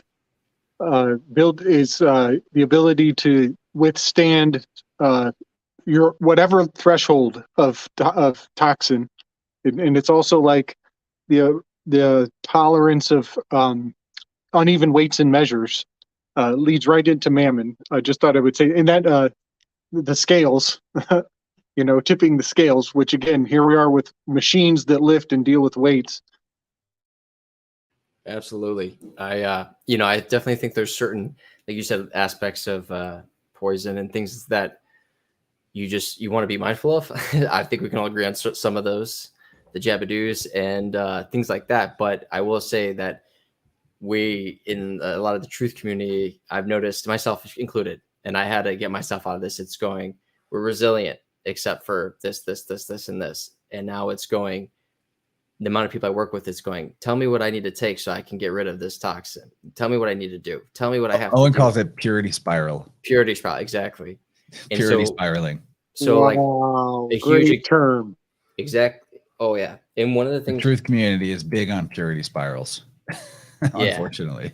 Oh, dude, it's wild, because I even noticed I was doing it myself in certain aspects, like, oh, I need to drink certain water and do this, and a lot of it has truth, but it's going, if I didn't have it, it's like, did I feel I wasn't healthy, or I wasn't living to potential, or I wasn't taking care of myself?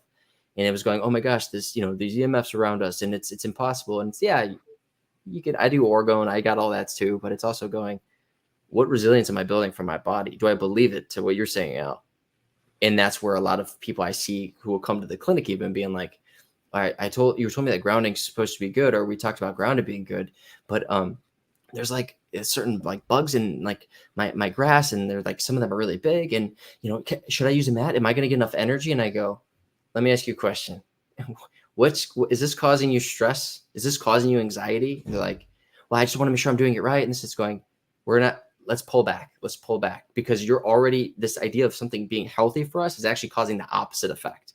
It's causing you more stress. And if you can't bring yourself back down, we're actually doing you a disservice here.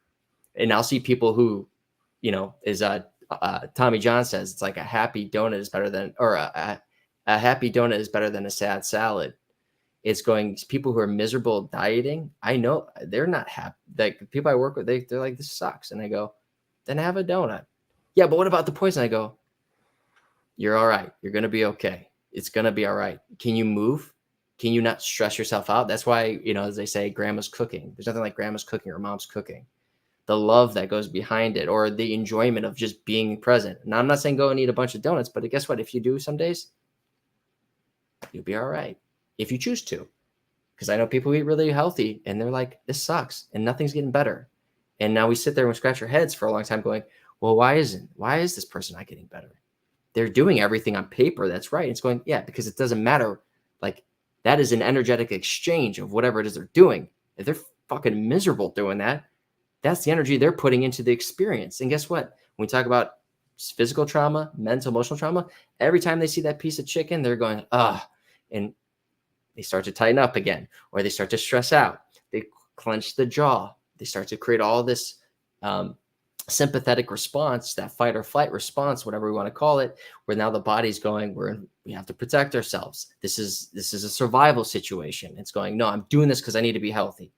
I'm not saying don't eat those things, not saying you can't do those, but it's like, what's the relationship to that? So give yourself a little bit of poison. What is your experience, as Al said? Yeah, man, this is enjoyable. I'm going to be okay. Now, I personally don't smoke cigarettes. I personally, I'll drink every once in a while.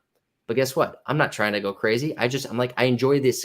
It's an experience that I'm enjoying. I enjoy eating junk food. I'm not going to pretend, but it's going, what was the experience when I was eating it? If I was eating it going, I'm stressing, I don't want to deal with that, then I have to be honest with myself and go, this isn't going to work. you have to be with that, be with the stress. Don't just eat your stress, or, you know, and this is where you have a lot of this honesty with ourselves has to be in play. So I know it's a long-winded, Al, but I'm totally with you, man. That theory. I like it. I want to tack on to it that, you know, it wouldn't be my advice to go out of your way to get the poison in, but there's some elements to life where it's like, okay, this is what's happening today.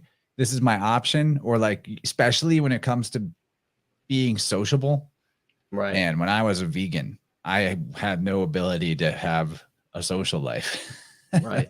No offense to vegans. It's fine. Do what you want to do. But the point about the purity spiral, where it's an issue, like that, maybe this will be the metric that helps people to see it, is how it's the cousin to like victim consciousness. That if you have this deeply held belief that if I have this one thing, it's going to mess me up. Or if you, another thing is about resilience. You know, here's a perfect example in my life. I had a huge problem with allergies to everything in nature, all the plants and animals. You know, I just congested. Everything was not working. When I stopped eating dairy in my stint as a vegan, the allergies went away. So I began to associate dairy with allergies. Like the dairy was the cause, it's the culprit. Dairy's the boogeyman. If I have dairy, I'm going to spiral. And then eventually, like, that worked for me. It worked for me to remove dairy. I had a better life. So that's fine. But then there was another level beyond. And that level beyond was learning about my biofield, working with sound, getting my life in order so that I'm not doing stuff I don't want to do. And what I found was that, at least for me, that the allergy problem had a lot to do with suppressed irritation in my life. That once I removed these sources of irritation, that and certain people, my ex-wife, where I was allowing myself to feel victimized by her, and I was holding on to the story of like, she's the bad guy, I'm the poor good boy that's just constantly getting beat up on by the bad guy, the bad lady. And that wasn't true. Our lives just weren't meant to be, you know, aligned that way anymore. She wasn't the bad guy, but I was making her the bad guy in my mind. And so while this external bad guy's there, dairy is the bad guy. And interestingly, I was on the vegan diet because of being married to her. But long story short, I got myself out of suppressing irritation, and now dairy is not the boogeyman for me. And so the thing about, if everything's not pure and perfect, then I'm not okay. Just be careful with that, because it's very close to being like in a victim mentality, even if you don't feel like it is. I'm not saying don't have pure intentions to remain pure in what you take in. That's good. Do that. Yeah. But it's about like, am I doing that because it makes me feel good? And I also trust myself and love myself and know that I'll feel good no matter what. And even if there's some glitch in my process, I'll be fine, and I'll just get back on what I know I like later. You know, I can't associate with you because you're serving this food, or I can't come because I can't eat that, whatever that might be.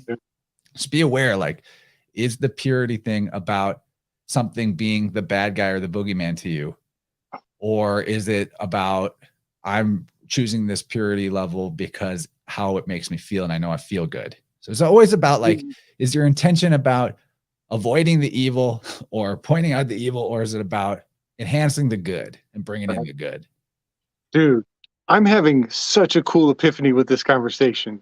I'm so glad this question's going around.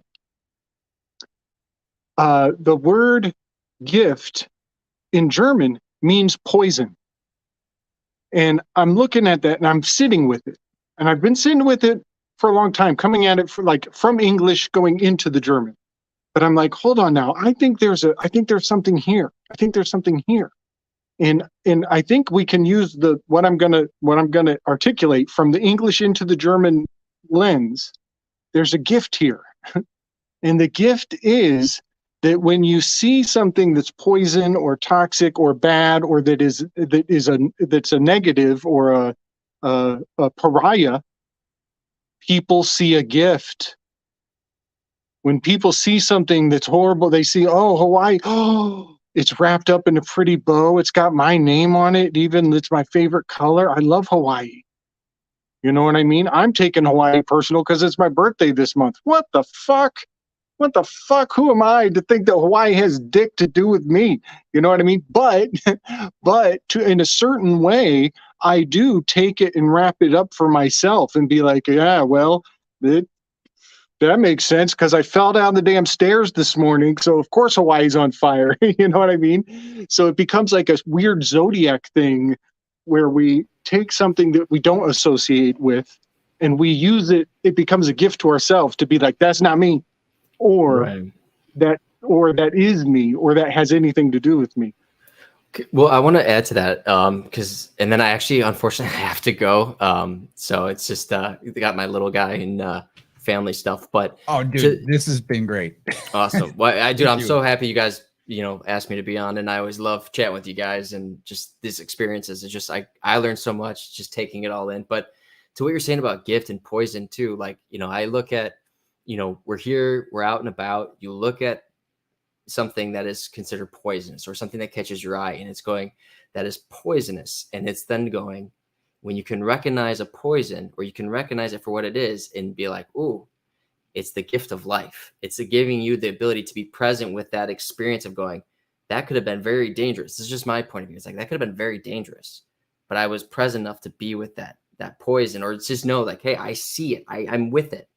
You're present. Because imagine if you're like, oh, I'm not paying attention and I I get this poison. It's like you're not present. But that's why a present is a gift. What is it? When you give someone a gift, you give them a present.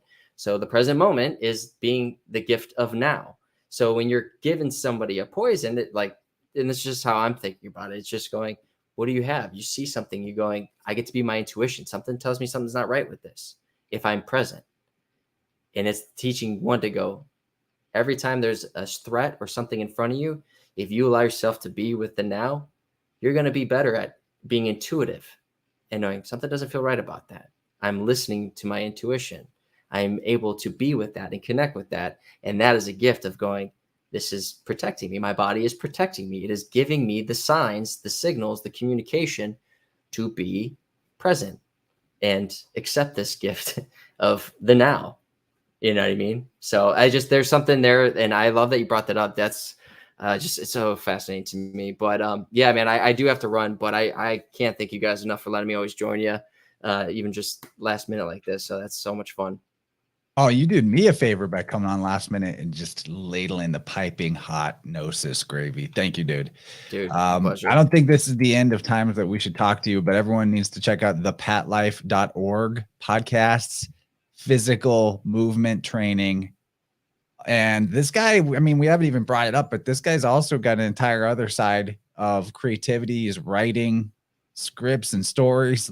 Awesome stuff. I'd love to get into that with you too sometime. I mean, creativity is like one of the main intentions behind this show is to encourage people to open up that imagination portal. It's a huge component of your health. It's massive component. You will, it's hard to feel fulfilled in any way or happy in any way if you're not in some way exercising the create part of yourself. So Pat, absolutely, you go on. If you want to make sure there's anything else to plug, please do, but we'll let you go. I appreciate you being here, man. Thank you guys. Yeah, just the it's just newbiologyclinic.com. Definitely recommend checking it out. If you guys are trying to be out of, full allopathic and you want to just have a different approach, looking at the body a little differently, definitely go check that out. And other than that, thanks guys. Thanks Gabe. Thanks Chance. Thanks Al. I'll see you guys. Peace. Good to see you, Pat. Much love, brother. Yep. Bye guys. Oh, let me turn this off here. And all right, that was pretty cool. Yeah. Al, this is perfect because it gives us time to talk about your new venture. Okay, awesome. It is actually related in a way because it's about sports. Yeah. Unless you guys have commentary about what we've been talking about with Pat, we can go there. But I definitely wanted to talk about your new venture because that's exciting. Yeah. It is pretty exciting. So Mr. Robert Phoenix and I have started a sports astrology podcast.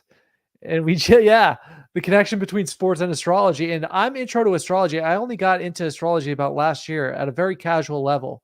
But this weekend, I'm going to be binging astrology knowledge. Well, and Robert Phoenix is a legend in the field. Yeah. So, and you probably know a lot about sports, if I had to guess. He knows more than I do in terms of being a straight up encyclopedia since like the 70s. This guy, he knows so many players' birth charts. And the cool thing about sports as a means to learn astrology is that some of these guys, some of these athletes are straight up caricatures of their signs. They're almost like exaggerated, like somebody like Deion Sanders, who's a Leo. I mean, it's you know the word sport in reverse? Tropes. What does that mean? Tropes are like contrivances or like played out. Oh, okay. Tropes. Oh, wow. Okay. Yeah, I know. Dion okay, Leon. Wow. He's Yeah. a trope. That's wow. Wow. So I thought of a really funny analogy today. It's kind of like if you're a chick who knows astrology and you want to learn sports, but if you're a dude who knows sports and wants to know astrology, this is that perfect intersection. You know what I'm saying? Because it's a niche where it's like sports and astrology, and it's like, you know, he's deep into the gravy as well. He's a guy who gets it, and I feel like I do as well. So, and we don't agree on everything since we're both Virgos, right? We tend to disagree. Like we had a disagreement on the first show about NIL, which is basically college players getting paid. Against it, I'm in favor of it. Next week we're going to be talking about how the NFL champions since like the 70s are almost 1-to-1 correlated with the geopolitical atmosphere. And, you know, you can understand why that might be in terms of manipulating the public consciousness and things like that. But I got to say this, please. Yeah. Give this to Robert for me. Yes. And also just keep it in your pocket for the rest of your life, dude. Okay. It just came to me last week. 5, 4, 3, 2, 1, 0. How long has that been the sequence? How long has that been the countdown? 5, 4, 3, 2, 1, 0 liftoff. 5, 4, 3. Yeah. We all know it. We did it when we were kids racing. Yeah. All right, you switch one fucking letter. The V in the word 5, 22 is V. You switch it to the T, Tav, because that's what it was in Hebrew, 22. The whole phrase becomes fight for threat to one's hero. Whoa. Do you hear me, buddy? Yeah, I do. This is the fucking matrix code that is embedded in all of us. And again, I say it so often.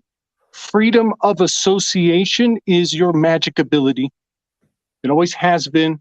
It's in the First Amendment, freedom of association. And this is why they dress us up in fashion before the battle.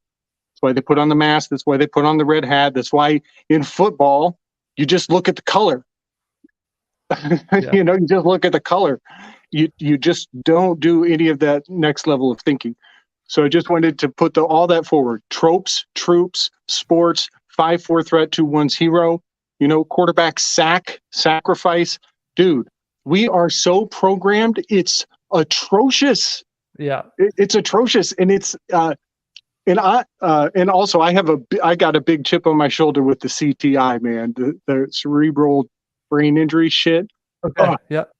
There's a really good line from one of the novels in the Witcher book series. The reason I like those books is because there's some one-liners in there philosophically that are just gold. Like, that is a great observation.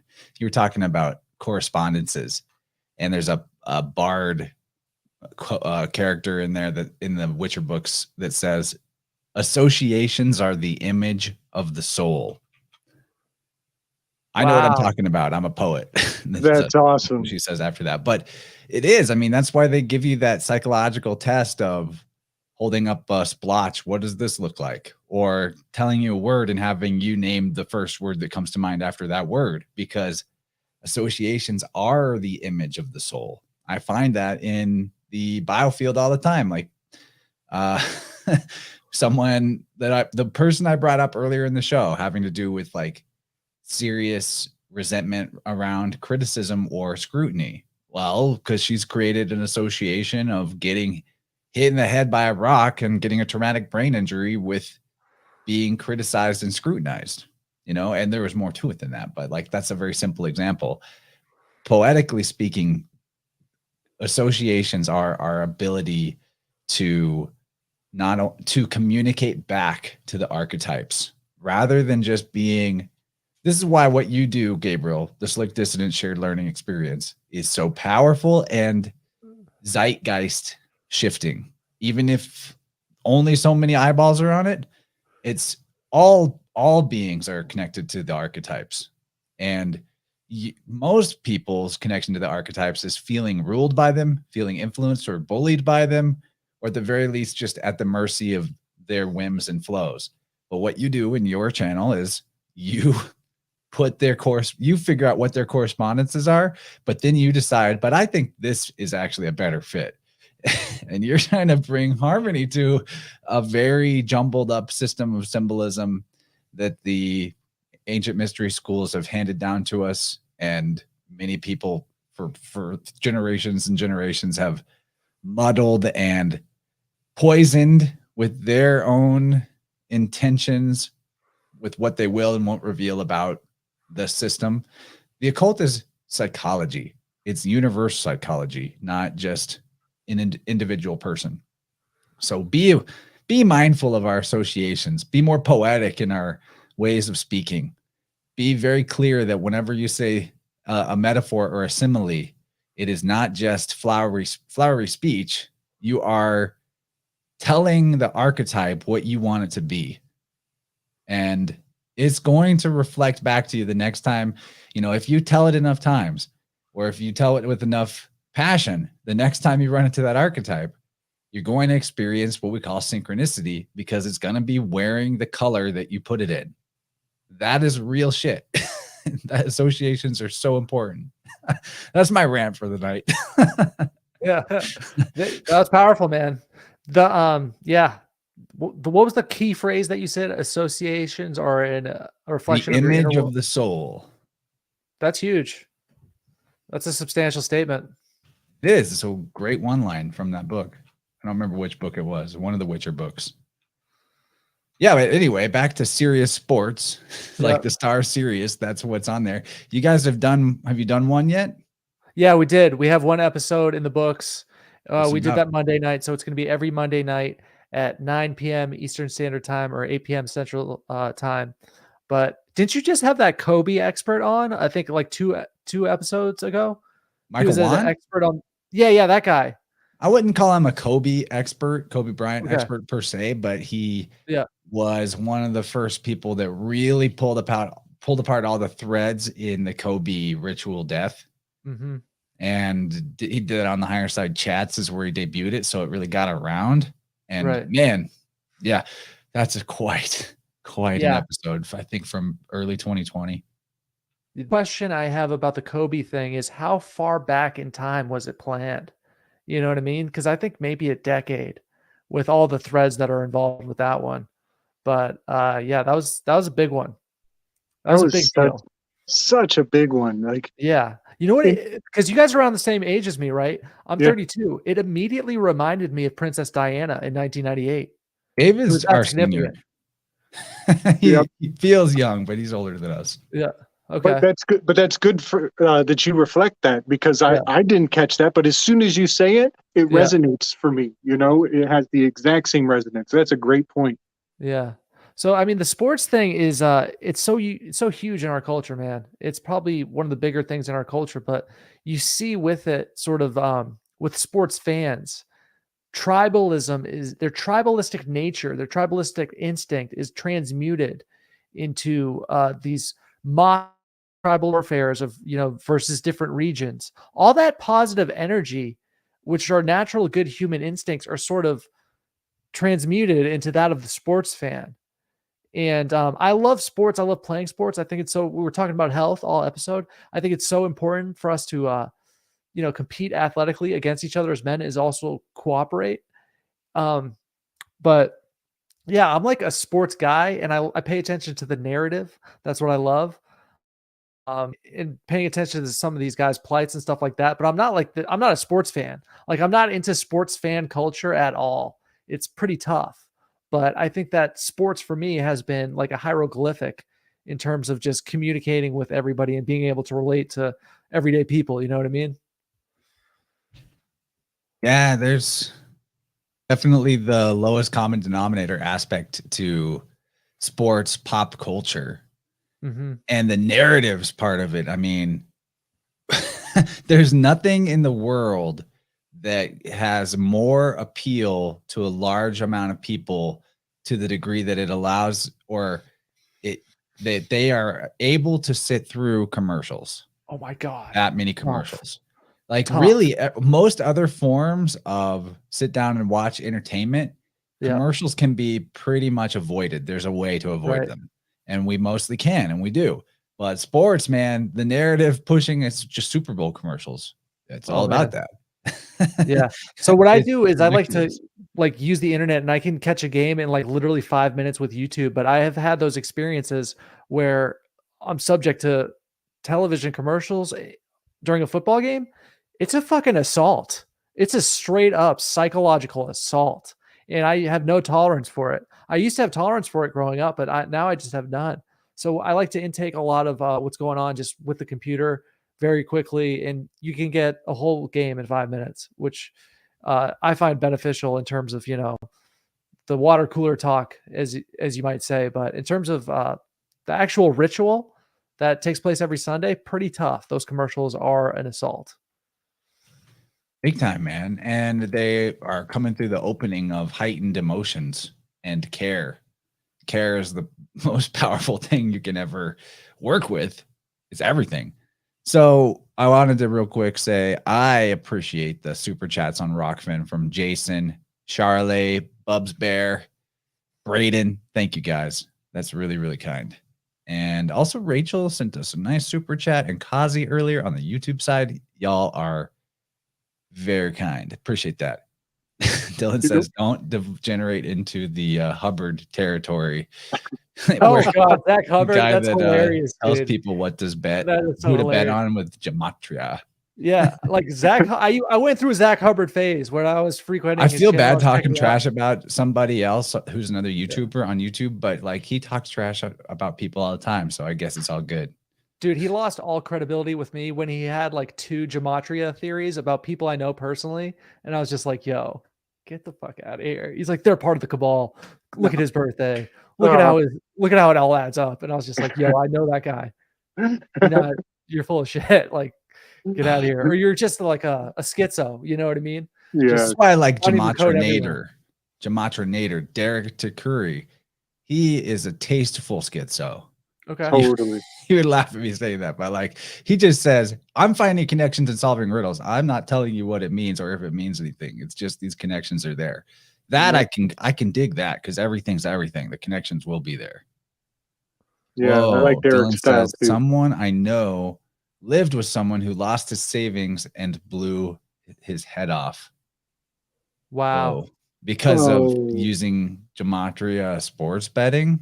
Yeah. Whoa. Yeah. Sports betting is going to be so, dude, it's only going to get bigger. It really is only going to get bigger. It just got legal in Massachusetts. Now with, smartphones, 5G, laser fast internet, and crypto, people are going to be betting in-game micro bets. We're not talking about who wins and loses, the point spread. We're going to talk, is it a pass? Is it a run? This technology has been around for a while, but now with crypto, laser fast transactions, and 5G, guys are going to be betting like this. Are you serious? It's going to get dicey for the general public, and it's all legal now. Where I live in Massachusetts, it's just straight up legal now. Sports betting, and even when it wasn't legal, it was pervasive. Right. So I've seen the betting spirit seated in our cinema for 3 decades now. 20 years ago minimum, I was like, why is everything some sort of contingent contractual agreement? Why are they really accentuating the fairy realm and how the fairy realm is contractual, and it's all about the points of the laws of equal equivalent exchange are being accentuated in cinema somehow. And that's and what it does is it reinforces fairness, or and that you're going to get your comeuppance if you do go to the bookie. You know what I mean? And then there's that other aspect of like, I think the bookie is Pausanias. I think it's the high priestess with her Torah scroll. I think the bookie has a all of that has a real strong fit. That's powerful that you say it's only going to get more so, though. That you see that being the move, the wave going forward. That's really powerful. Yeah, because it's going to become widely available, because now you don't have to call a shady bookie. Now you have an iPhone and your bank account, or maybe a crypto account, and that's all that's needed. So you're going to be firing off bets. A lot, well, not us, but like a lot of people are going to get pretty into that. Because like, here's a crazy thing: if you win, it makes sense in the deindustrialization of society and the workforce more and more automated future. You still got to find ways to occupy people's time and attention to keep the currency velocity going. That is the actual, like the pranic flow of the commercial realm, the corpus of this giant beast of, artificial life. So I just want to say that some people call coins or pentacles in the tarot, they call it suns. So I just think it's interesting that Sunday is also kind of coin day, and you said that every second they're going to be like beep, beep, beep, beep. So it becomes like a video game where there's like, a hide a jewel or whatever those games are that kids are playing nowadays. Yeah. But then Zach, that name Zachary is an interesting name. It's Zachariah in the Bible has a curse put on his voice because he doubts John the Baptist, his son, is going to be special. So he gets a hex and he can't speak until his son is born. And I just think that is just kind of interesting that Zach has this kind of the opposite. It's like he's got too much to say. It's so much that he gets himself in trouble. I wonder what sign he corresponds to of the, as they call it, the 12 minor prophets of the Hebrew Bible. I've never tried to like line that up to the zodiac, but I'm sure it lines up. I see him Scorpio-esque. No offense. Are you a Scorpio, Chance? No, to any Scorpios out there. No. What are you guys? I don't know. Leo. Wow. Okay. Yeah, I should have. Aries. Okay. Wow. Okay. What are you? Virgo. Okay. Oh, cool. All right. Handing it off. Yeah. So I'm sorry, just real quick. I have an analogy with the sports betting thing. It's like, let's say you win on like a somewhat regular basis. You're essentially being paid, right, to watch these games or obsess over it. Let's say you win 51% of the time or whatever the case may be. You're being paid for your attention to sit there on the couch and obsess over the statistics and whatever the case may be. And all that's going to do is reinforce people's belief in statistics. You know what I mean? Like, I'm really coming at scientific optimism with a real critical eye, and I'm being a little reckless, I'm sure, but people's when they hear these, you can make any lie fly if you just repeat it enough. And so when people get into the statistics of betting, that makes their bread get on their table, and they start to talk all these statistical terms, and then they hear those statistical terms echoed in something in the propaganda, then they're like, oh, it must be real because it puts bread on my table.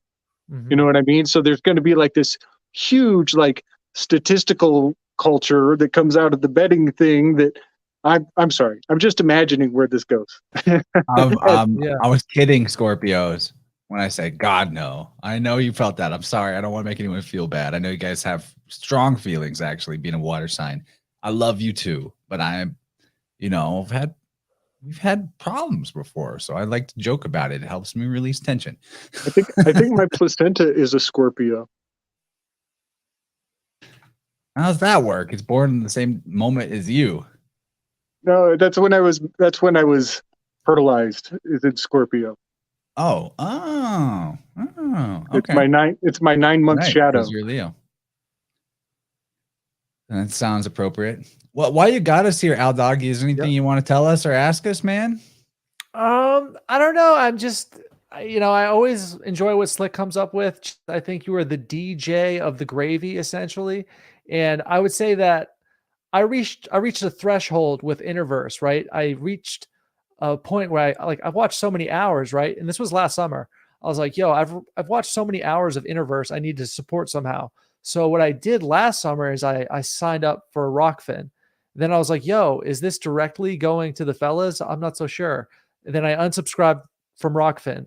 But then recently, about I think a month, maybe For the 2 months record, the ago, Rockfin basically does go full, like almost the whole subscription comes to me. It's just in the form of a crypto coin, but then I can just turn that into money. So that's awesome. It's actually really good. It's been Rockfin's been the best income for me as a podcaster that I've ever been able to have set up. They're a huge help. I love Rockfin. They're great. I think they're good people. Even replatforming Owen after that's huge. The misunderstanding, like no one replatforms.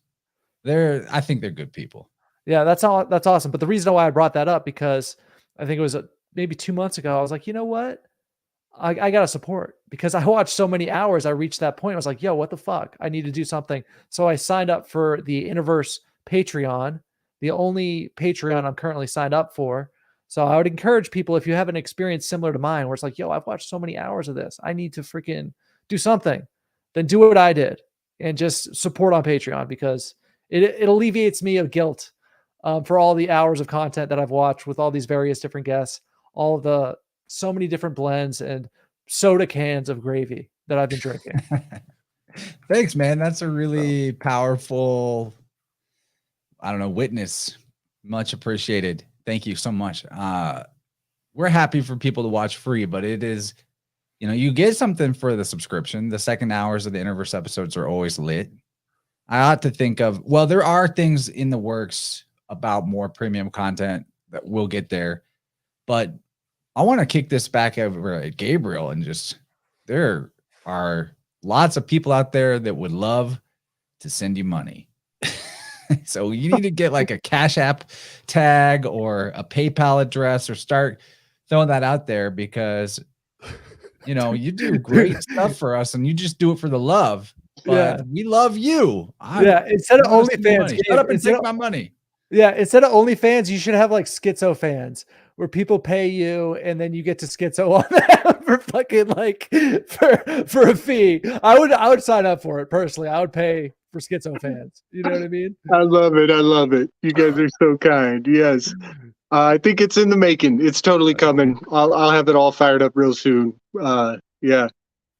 Beautiful. Thank you, man. That's awesome of you. Oh, you know what? People think that you get a cut from my super chats. I don't give him anything. I'm here for the love, man. You know what? You know what though? If you let me know that you want some of it to go to Gabriel, I would, I'd make it happen. Assuming he gets a PayPal or a Cash App. Well, one of these days I'll get. I actually feel guilt about that, because you do so much for my channel. And, it's all good. But I'm also the one captain of the ship. I built it. I built the house, all of that. So I'm paying. You're paying for the house. You're paying for rent whenever you super chat me. But we do want to support you, Gabriel. You're the man. Substack, I think, would be good for you, honestly. I think so too. So Al, I can't wait for you to have Topher on there with Robert. It's gonna happen. Yeah, that's gonna be a big one. Like, let me know in advance, because I want to be there live, chatting it up with you guys. That'll be a fun one. Sounds good. Yeah, man. This is a great natural conclusion point, and we're 2 hours. That's it's rare that we can actually hit that target, but I'm good with it. This has been fun. And sounds like I need to split some of Rachel's super chats with you, Gabe. I will do that. Let's talk about it. All right, guys, it's been fun. Super fun night. patlife.org. Make sure you're on it. Al Dog's got Serious Sports on YouTube with Robert Phoenix. That's totally crushing. We'll have to talk to you again at some point and revisit the Charter. Absolutely, first man. novel. Can't wait. Because after we had, you want to talk about that? I read the rest of the book. It's legit hilarious. And there's going to be a new edition with some corrections and improvements. Yes. It's super funny. Flawless reader experience. I can't wait. All right. Well, make sure, just so that anyone that didn't catch that episode before we go, what is your book about? If they are interested, where can they find it? Give us the give us the rundown on that. So the Charter, A Millennial Journey Out of Hip Hop Hypnosis, is about a group of hip hop fans growing up.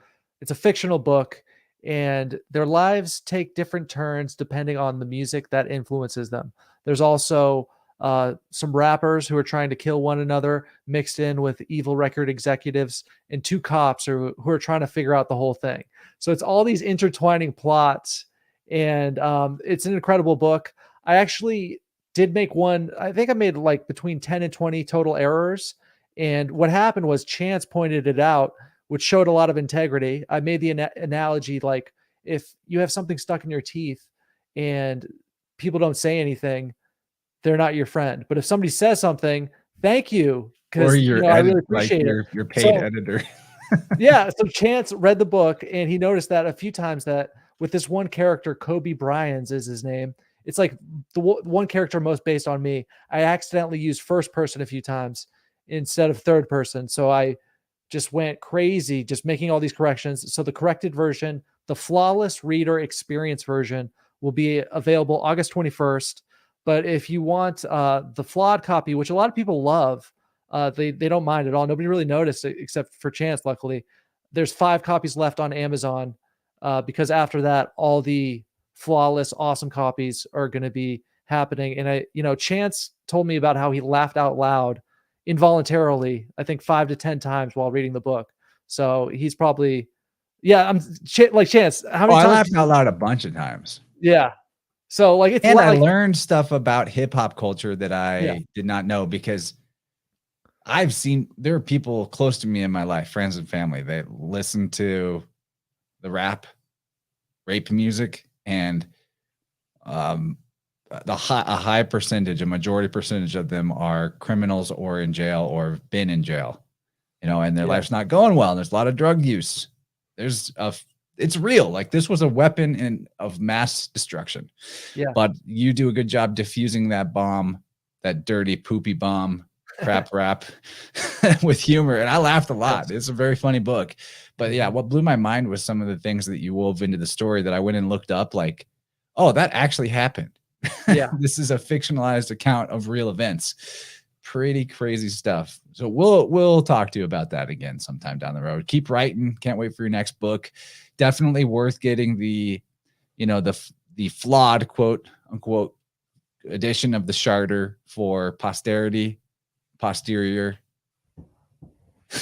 poop jokes. I've never seen so many well-crafted poop jokes. It's that's probably not a selling point for people, but it's all thematically accurate to the nature of rap music. Pretty much, yeah. Dylan, legend. I threw away all my rap albums when I was 15 or 16. Recognized its negative impact. This dude, he snapped out of hip hop hypnosis. It's a real thing. Okay, well, we'll take off. Slick Dissident on YouTube. Make sure you're checking him out. Other ways to support the show besides just sending me tips. Great ways to support the show. You can get yourself an AquaCure hydrogen device. Haven't brought that up for a while, but it's been really helpful for me. There's links to this in my show notes. InnerVerse coupon code will get you a discount, and I get a nice commission as well. But that's a higher dollar item, but it's a lifetime of use. I tell you, it's a huge. This is important to bring up because we're talking about athleticism. That's been a major secret weapon for me for workout recovery. Lifting heavy, pushing past limits. For most people, that it brings up in their imagination the idea of, like, I'm going to be really sore for the next day or two. And no, with the AquaCure, that's not the case for me. I bounced back right away.